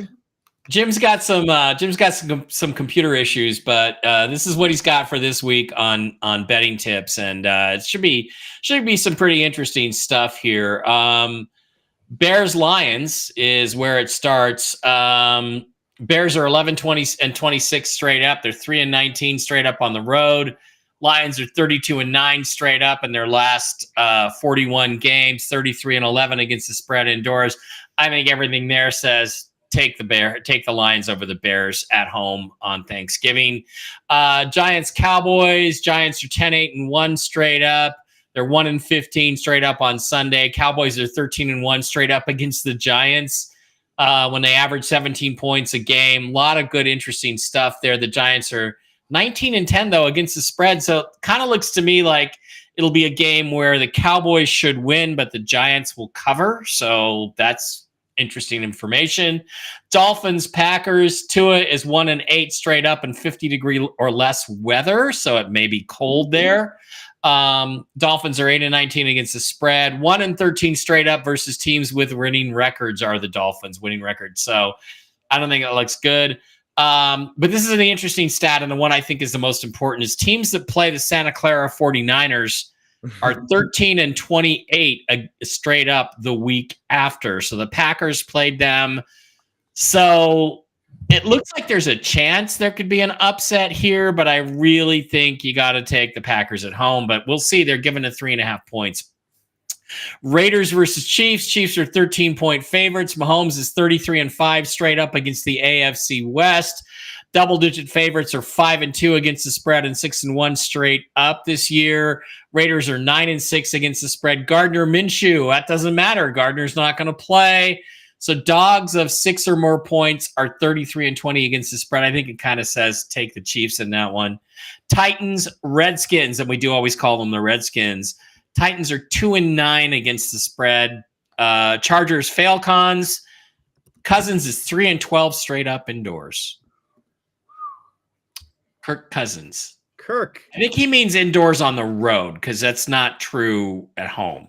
But 3-12 in his last 15 straight up indoors probably means on the road. All of his, I mean, Kirk was he was Falcon Dome and then the Viking Dome. Yeah, so I think that means probably on the road. Okay. Steelers, Bengals. Bengals getting 2.5. Steelers are 25-9-2 as a dog against the AFC North, and Burrow is 17-7-1 against the spread after a loss. Do with that what you will. Colts, Patriots. Wow, a game I really don't want to watch. But teams that play the Lions are 1-6 straight up and 0-7 against the spread the week after. That would be the Colts. So keep that in mind as you make your picks. Cardinals, Vikings. Kyler Murray is 19-8 against the spread on the road. The Vikings, NFC North is 23-11 against the spread against non-divisional opponents. The Rams and the Saints are 3-8 straight up against playoff teams. And the Rams, I guess, were a playoff team last year. That'll be a game that you can pick them and you can get some separation there. Eagles, Ravens. Lamar Jackson is 19-6 straight up in his last 25. The Ravens are 91-29 straight up at home as the favorite. That's pretty good. Lamar 19-25 against the spread at home. 23-1 straight up against the NFC is Lamar Jackson. Wow. 8-1 straight up against the NFC West. That kind of points to the Ravens, but we shall see. Chargers are 1-4 versus teams with winning records. That's Jim's wife's Regina's account, but I suspect that's Jim actually chiming in there. Chargers are 1-4 against teams with winning records. The Santa Clara 49ers versus the Bills. The Bills are 7-0 straight up after a week off. They're 6-1 straight up against the NFC and 9-4 straight up against playoff teams. All that points to a Bills victory. Browns, Broncos. Broncos are 14-20 against the spread when it comes to the Vikings. And those are Jim Mitchell's and his corgi Lucy's betting tips for the week. What do you think about those? Nice. Now, Mike, did you say you're going to join them for fire roasted pizzas? Yeah, for Thanksgiving tomorrow. No pizza. It's going to be Thanksgiving. Turkey pizza? Regina is going to not make turkey pizza. No, she's going to make it. Whoa, guys, hold on a second now. Wait a minute now. Hold on. Now, wait. We could make a Thanksgiving pizza. You could have like some stuffing. It could be done. Some gravy. And it would still be better than putting pineapple on any pizza. I love pineapple. I will, Blake. You're both anti-pineapple. You're sick. Brian, you're sick. Awful. You're sick. I'm sick like a fox. And Mike was my witness. The only person that has ever seen me eat pineapple pizza was Mike Bara. That's right. Yeah, that was in North Carolina. At Beer Dogs, which is now underwater, I think. But yeah, they tried. Blake did try it there and was like, I don't think this is for me. Yeah. Well, I would try a Thanksgiving pizza. I'm actually looking forward to it. Blake, now are you able to make your picks for the week? We saw our picks of the week from Jim Mitchell. Thank you for all of those. And Blake joining us for a full show. We're like, Blake, you need to get in on this pick'em action, sir. Let's see what you're made of. Let's see if you can pull up the screen. We've We've been going 13 weeks now. I had a good week. Mike, of course, has a better week. But regardless, I wish they would waive these. That's the only issue I have with them. Straight up, they're just. Can you share this screen or no? We're just picking straight up. Not let me see if I can get this. Okay, I guess this. There we go. There we go. Okay, yeah, they should give you like bonus. Should be like on the money line always. That way you don't win as much if you're taking a heavy favorite, and you win a lot if you're taking the underdog. They should definitely balance that out. Maybe a suggestion for next year if there's a way to do that. So we're just going straight up on these. So I'm going to go do a quick run through. Do I just go through all the teams? All right. Yeah, normally we talk about it and then click them in real time. It looks like maybe you pre-clicked, but yeah, walk us through the why. A quick thought on the game and why you reached the conclusion. I mean, I just made these picks like in a 2-minute flurry before the game or before our show. Hey, beginner's luck. It's a thing, man. I've seen it over and over at a poker table. Right. All right. Well, I think it's easy. The obvious choice there, Detroit at home, Thanksgiving against Chicago. That should be a lock as far as just straight up goes. And New York, the Giants at Dallas. I think the Giants are going to come back. I mean, Dallas is coming off the high, off of an upset victory. New York, they were criticized even by their own teammates for playing soft. So I think they'll respond and they'll beat Dallas. I might change my pick now, given the trends there from Jim on the Miami at Green Bay. Nothing is locked in until you speak it into existence. Feel free to. You can still change it. Yeah, you can click on it and change it if you want, but that's you. That's up to you. We'll run with the original pick. Why not? I think Miami's ready to play a little bit of spoiler, and maybe they'll do something. I mean, I don't trust Tua now in the cold games. It's going to be a cold game in Green Bay. I just looked up the weather. I think 32 is the high, so it's going to be a little below freezing, but perfectly fine for football weather. Green Bay probably will win, but I'm taking Miami with the spread. Kansas City with hosting Las Vegas. Yeah, I think it's going to be a revenge game. I know Las Vegas embarrassed them last year, so I think they're going to come roaring back. They're prepared for that one to dominate, and they're certainly going to be in trouble playing. I don't know if they're going to be doing Aiden O'Connell if he's coming back from injury, or if they're going to be playing Ritter. But either way, I think they're going to get flattened there. Minnesota, with Minnesota hosting Arizona, yeah, I think they're going to win that one. Arizona's going to be a tough out. Should be a good one. Houston to beat Jacksonville. Yeah, I think they're going to bounce back and go after. I think Jacksonville's probably given up on the year, so they're going to be. I don't know if they're going to put much fight into them. How about New England? Yeah, I think they can pull off a victory against Indianapolis. I do like Richardson, but he's got a lot of growth to do, and they've got a soft defense. I think New England pulls out a close victory at home. I'll give Kirk Cousins and the Falcons the nod in another close game at home, coming off a bye. I don't know. That's a coin flip right there. Chargers could certainly pull that off. But I'll take Atlanta in that one. There's another one I should probably switch. Pittsburgh and Cincinnati. Pittsburgh really is great at pulling off those close underdog games on the road. Unless they're in Cleveland. Huh? Unless they're in Cleveland. Yeah, they did not get it done there. Well, they were a favorite, though. They were a favorite. So I think as an underdog, if they are an underdog in that game, and I haven't looked at the spread, so maybe I'm wrong. That's going to be a really close one, really good big AFC battle there. I guess I'm just taking Cincinnati in that one. We'll take it. Coin flip. Seattle at New York. I know New York's coming. They got to buy. They're fresh, but God, they look terrible. Don't like the coach. I think Aaron Rodgers looks old. I think Seattle can pull that one off. What else do we have? Tennessee at Washington. I think Washington will bounce back. And take that victory after the embarrassment against Dallas.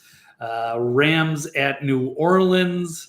That's a tough one. I do like the Rams. They do have some good playmakers. I like the Cooper and Puka Nacua and Stafford. Puka Nacua. It means don't worry. Right. So New Orleans doesn't have that much firepower. So I'll take the Rams there.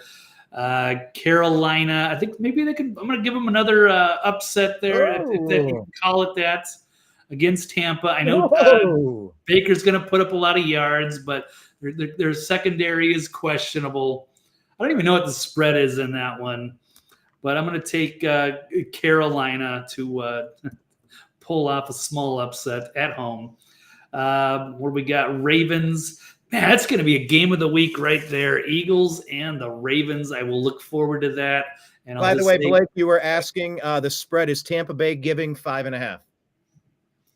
Oh, okay. So 5.5, they got to win in Carolina. Yes. And hello to Kathy E. She says hello to all three of you men. Hello. Oh, hello. It's great to have you. I like the over the best in that one against the spread. Yeah, I'll still take Carolina and the points. They got it done against Kansas City, and I think they could cover there. Whether they win straight up, I took them. I'll roll with it. Baltimore, yes, they have a lot of weapons. That's going to be such a good one. I don't know. Well, I'll roll with Baltimore. Buffalo easily over San Fran, still banged up. Hostile environment. I think Buffalo gets that done. Prime time Sunday night football looks like. And then Denver, yes, has been playing very well. Great defense. I think it's going to be an interesting one to watch there. But, yeah, I think Denver gets it done against Cleveland. No offense, Brian. No offense taken. No offense taken, and no offense when you picked against the Seahawks either. In the chat room, Puka Nakua. It means I picked the Seahawks for the rest of your day, says Kathy. Right. Hakuna Matata, Puka Nakua, same doggone difference. Blake, this is your initial Pick'em week. How you feeling about your picks? You feeling strong? Would you put a couple bucks down on this? I will, but I usually bet against the spread unless the money line's close or I got a good feeling. But I'll definitely be doing my usual picks and parlays and all that. And my player prop bets, not promoting gambling, certainly not. We need to get a sponsor. We get a sponsor. We can. No, absolutely not. I don't know. Yeah, if I'll talk to Suncoast Casino up the street and see if they can sponsor us. Right? Let's go. Chop it up. Suncoast logo. Yeah. I mean, I'll wear the Suncoast hat. What do I care? Hate a man, It's fun for me. It's one of my guilty pleasures. That's always one of my favorite things to do when I lived in Vegas was just, even the last few years I lived there, just go to my local casino, filling out the cards. They usually give you free drinks for the gambling, and that was the perfect way. Get a Bloody Mary, start putting my picks in up to the betting window. But now I can just do it on my phone. It's so much easier now. Oh, it's so much easier. And I've never been much of a gambler, and I don't intend to be. I was always taught at a young age they don't build all those high rises in Vegas off of the winners. There's a reason that they're playing the game in the house. Mileage out of it. You will waste money in the slot machine. You'll be eaten alive. They'll take your money so fast it'll be gone in minutes. Yeah. Whereas football game, you can get 3 good solid hours of entertainment out of that 10 or 20. Right.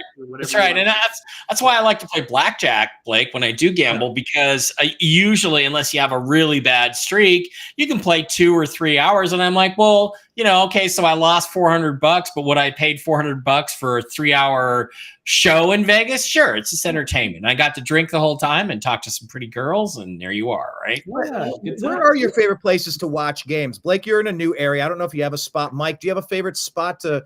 Suncoast up the street just completely redid their sports book with just these gigantic screens, and everything's up to date and high tech, and that's pretty cool. And it's a mile away, so right now that's my favorite. But who knows what other possibilities there are? There's always It's always something. There's some great spots in Vegas that can have some amazing promos or food and screens everywhere. Yeah. It just kind of depends. I remember a couple years the Rio had like a really fancy setup when they had all the food out there. Like they go all out. So you just got to find the right ones.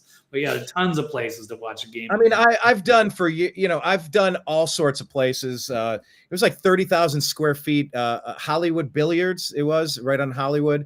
Right off the 101. And I mean, it was upstairs, downstairs, indoor, outdoor. And it was like couches and like living room setups everywhere. And they'd have big logos. So you'd walk in and just wander and go, oh, the Cardinals are there because there's big logos on and everyone kind of had it. It was just such a nice way to watch the games. I've done B-dubs plenty of years in different cities. I'm liking Twin Peaks now, over 100 screens right yeah. there. And I have there's good a lot to like conversations about with everybody Twin at the bar. Like I'm meeting good people, having good conversations too. The food is shit at Twin Peaks, but who cares? I'll tell you what, the pot roast is incredible. The pot roast is actually well, if I ridiculous. ever find my way back to Twin Peaks, I will try the pot roast. All right. So not a sponsor yet, but hey, I'm listening. Give me a call. All right, Mike Bara, you had a week last week. Blake has no history. You have an impeccable history. I wanted to lead with, look how good I did last week. Maybe my best week ever. Mike's like, yawn. I crushed you again by a couple of games. Yeah, I was 10-3 last week. Wow. I'm 119-60 for the season. This is all straight up, not against the spread. But if you bet $20 on if somebody bet $20 on every game that I picked this year, just straight up, no points, you'd be really well off right now. Not even any parlays necessarily. I'm just going to pick the exact same games that Mike Bara does, and here's $20 on each of them. You'd be doing really well. Probably it wouldn't work. Let me time out and ask one question there, because I don't gamble much. I know that there are spreads on the games. That's what the action going. Yeah. Can you place a really wide margin? Can you place straight up bets without like does it just change the odds or absolutely do it? Yeah, you can place. You're not going to win much. I mean, if you're betting on a heavy favorite to win, right? You might not get much at all. You might have to put like $100 to win, $20. But you'll win. Yeah, most of the time you'll win. If you get a major upset, you'll really get screwed. Okay, yeah. I mean, I figured that's the case, but like I said, I don't have the apps. Well, if you're 119-60, like I am, you're gonna make at least a grand or so probably out of that. Even if you're only like almost double. You're one away from double, Mike. So walk us through what you think, or do you want to show us what you did last week? I just want to show off last week. I'm 119-60 for the season. So let's slide up to week 13 and get our picks in for this week. Okay, Chicago, Detroit, no brainer. Detroit is the better team. They're at home. It's tomorrow, short week. Caleb Williams will probably, I hope, put on a show, but they're not going to win the game. I think that's the early game, unfortunately. I wish it was the midday game. New York at Dallas. Also, this is the midday game. New York is just a mess. I got to take the Cowboys at home. Miami and Green Bay, probably the most entertaining game of the day. I don't like Tua on the road in cold weather, so I'm going to take the Green Bay Packers. Kansas City and the Raiders. Again, pretty easy to pick that one. Chiefs over the Raiders. They go to 10-1, 11-1. Arizona, Minnesota. This will be a tougher game than you think, but and it depends. This could be a factor. If Sam Darnold is shaken by them signing Daniel Jones, there might be a problem. There might be a chance for an upset there. Having said that, I want the Vikings to win. I'm going to root for the Vikings to win, and they're at home, so I'm going to take them. Jags and Texans. Jags played the Texans close the first time they played them, but Houston needs to get themselves back on track. I think they're going to do that and focus this week. I think they beat the Jags, who are just terrible. Indianapolis, New England, Drake May versus Anthony Richardson. It's a road game, but I like Anthony Richardson playing better than Drake May and winning that game for the Colts because he can make plays with his legs. Falcons, Chargers, a tough game. The Falcons really have to have that game, but I'm going to pick the road upset. Even though it's a 10 a.m. game, I'm going to say I think that Jim Harbaugh has the Chargers ready. They go in and they're physically more imposing than the Falcons and knock them off. Another road game. I'm taking Pittsburgh over Cincinnati. Why? Cincinnati's 4-7. Deep down in their hearts, they know their season's over. They're not going to the playoffs. I think the Steelers are probably PO'd that they lost the snow globe game, and Russell is Russell. So I'm going to take Russ to lead the Steelers to do just enough for them to beat Cincinnati in a tough game. All right, Seahawks, Jets. This is a 10 a.m. game for the West Coast team. That is always something to be concerned about, but the Seahawks have played pretty well in some 10 a.m. games. The Jets are dismal. Aaron Rodgers can always hurt you, but I see no reason to think the Jets are going to get on a winning trend. Seattle's won 2 in a row. let's say the momentum continues. They win 3 in a row. Tennessee and Washington. I'd like to go with my buddy Will Levis, but I do think it's time for the Redskins to bounce back and for Jaden Daniels to have a better game at home. So I think they win that game. Rams and Saints. Logically, the Rams are a little bit better than the Saints. The Saints, however, have played fairly well at home. I think they come up with another good game at 10 a.m. And, that's an afternoon game. But I still think they come off and beat the Rams, who I think start to go into a little bit of a spiral.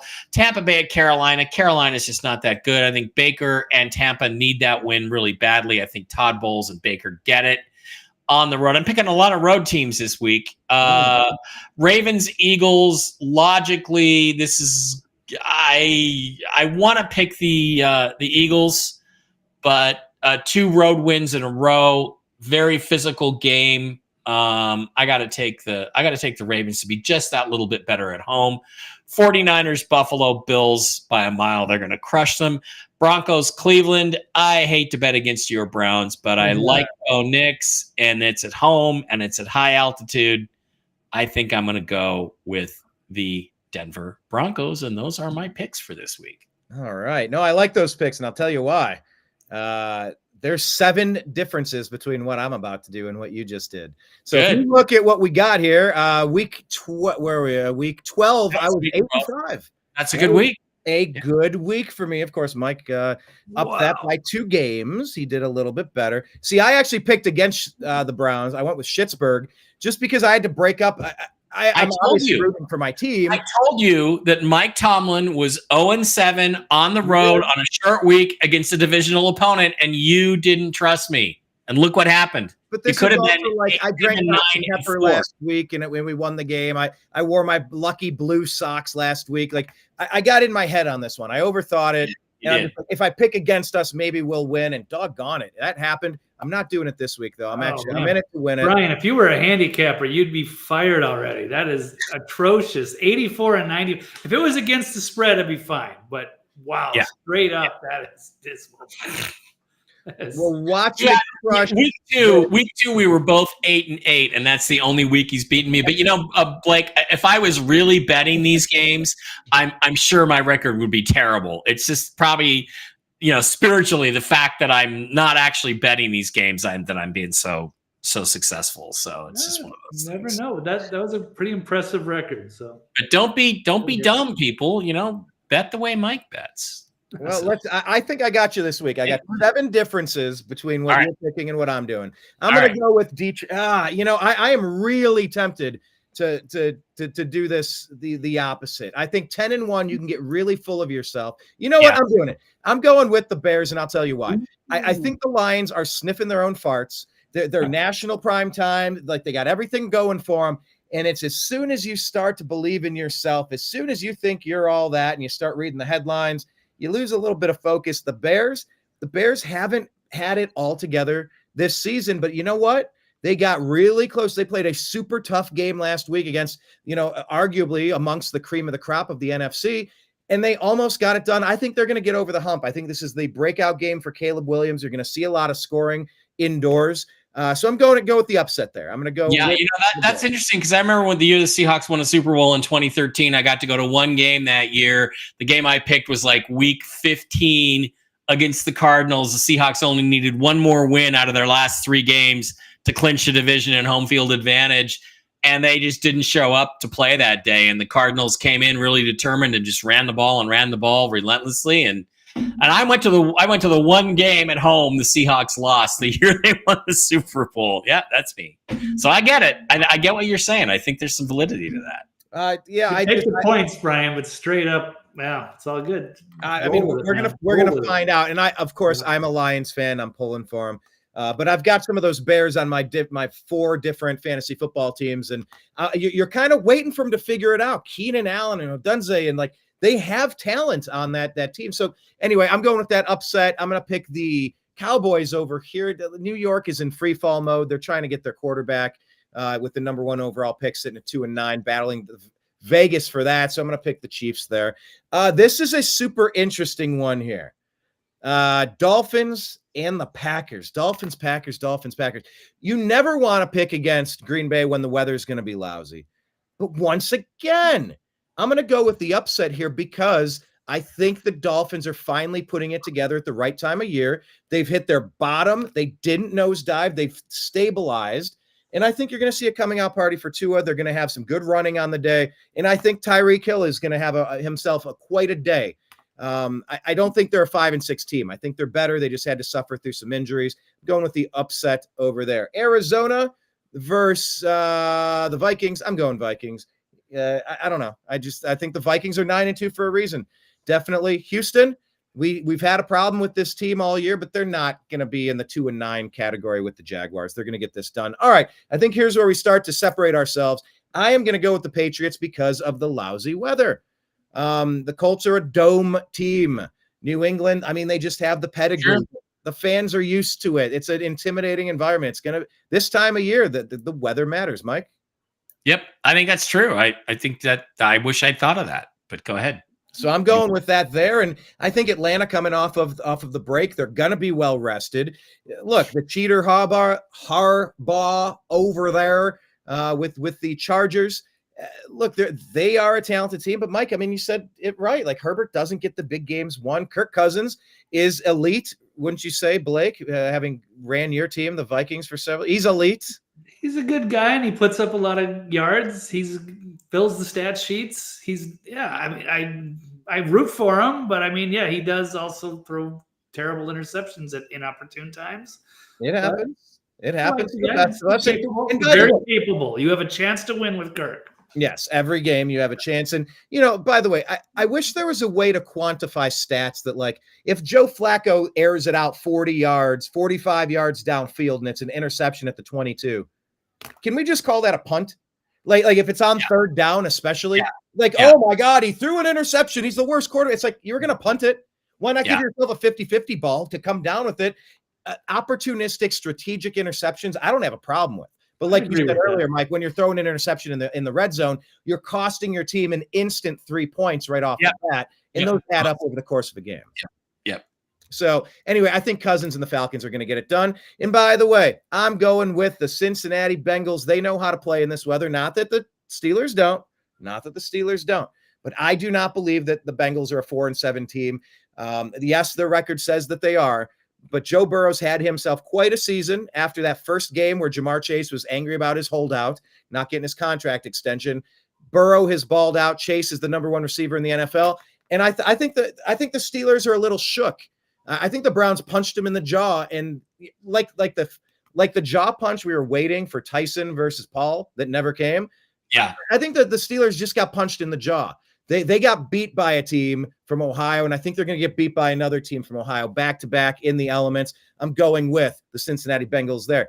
Seattle at New York. Man, I am so tempted. Well, New York is bad, but Seattle's not good. It's a 10 a.m. It's East Coast. It's on the road. Take the Seahawks. I'm going with the Jets. I'm going to be the perfect contrarian to all of these last batch of picks.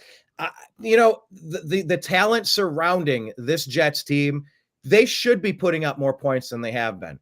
Maybe it's a matter of getting everybody on the same page and just figuring it out. I just can't believe that they're not going to get it done, although Jackson Smith and Jigba really is coming on at the right time for you guys, kind of carrying the load. I'm going to go with the Jets in the upset pick. Can't do that with Tennessee.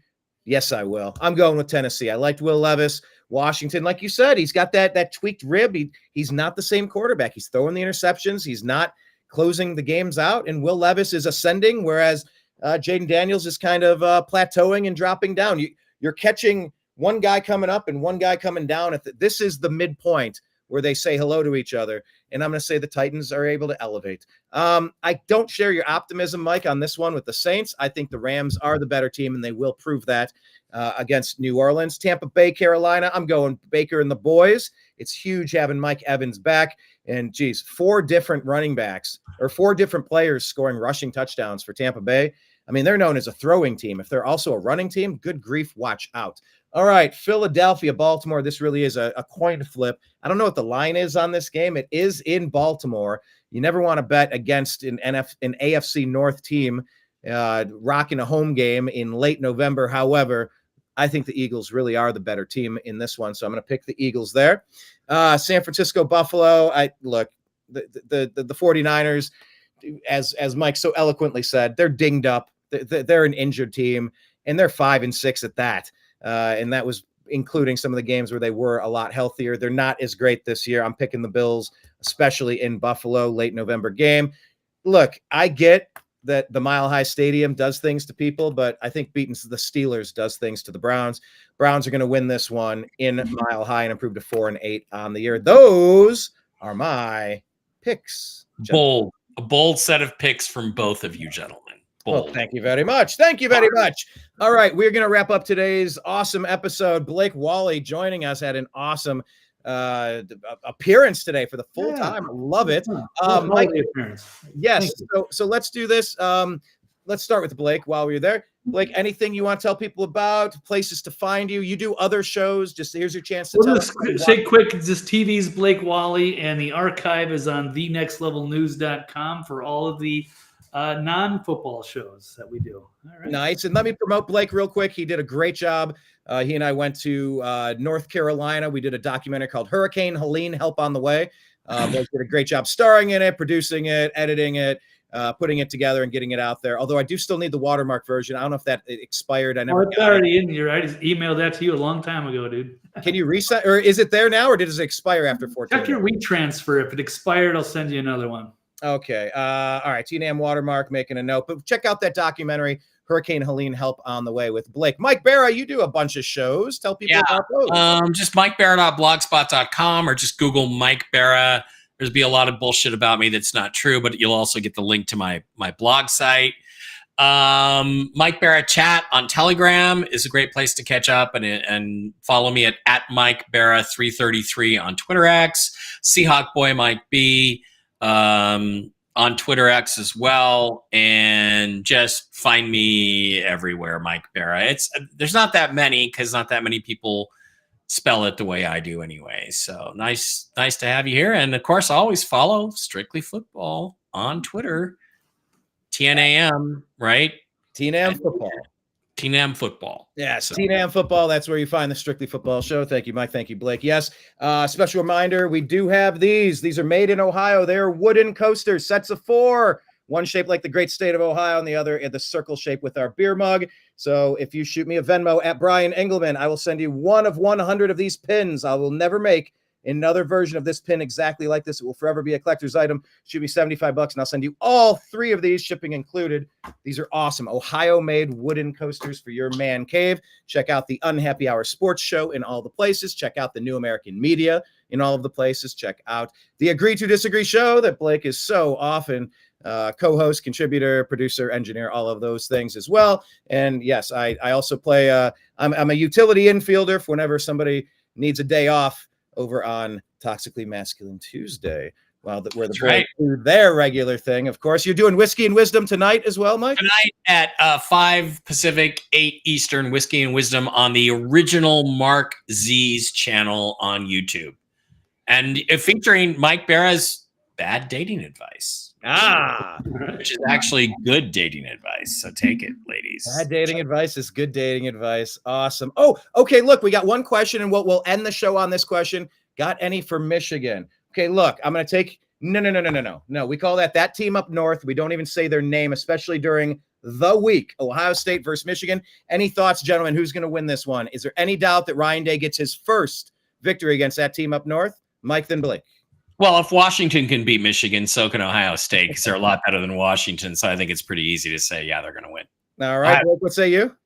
Yeah, it's a transition year for Michigan, so they're not as strong this year. It should be easy for Ohio State this time around. I don't want to jinx you, Brian, but I know I agree with all of that analysis, and for 100 other reasons, I agree. However, I can't believe Ryan Day's 0-3 to these bums. I can't believe it's happened the way that it has. And I know we're number 2, and we've played 3 top 5 teams this season, Penn State, Indiana, and the number 1 team. And we lost that game by 1 point to Oregon. So it's going to be a crazy Big Ten championship and a playoff season. I'm rooting for the Ohio State Buckeyes. And go Washington Huskies over Oregon this weekend. Go Huskies. Go Huskies. Kathy saying, guess where I grew up? I used to go to that team up north's place. What fun. Look, I like Ann Arbor. My band played there, had a great time. But this week, it's all about the Buckeyes, baby. 21-point favorite, 3-touchdown favorite. Yeah. Well, let's just take care of business and focus on the Big Ten championship and the playoffs. Anyway, that's going to wrap up today's show. Thank you, everybody in the TNAM universe out there.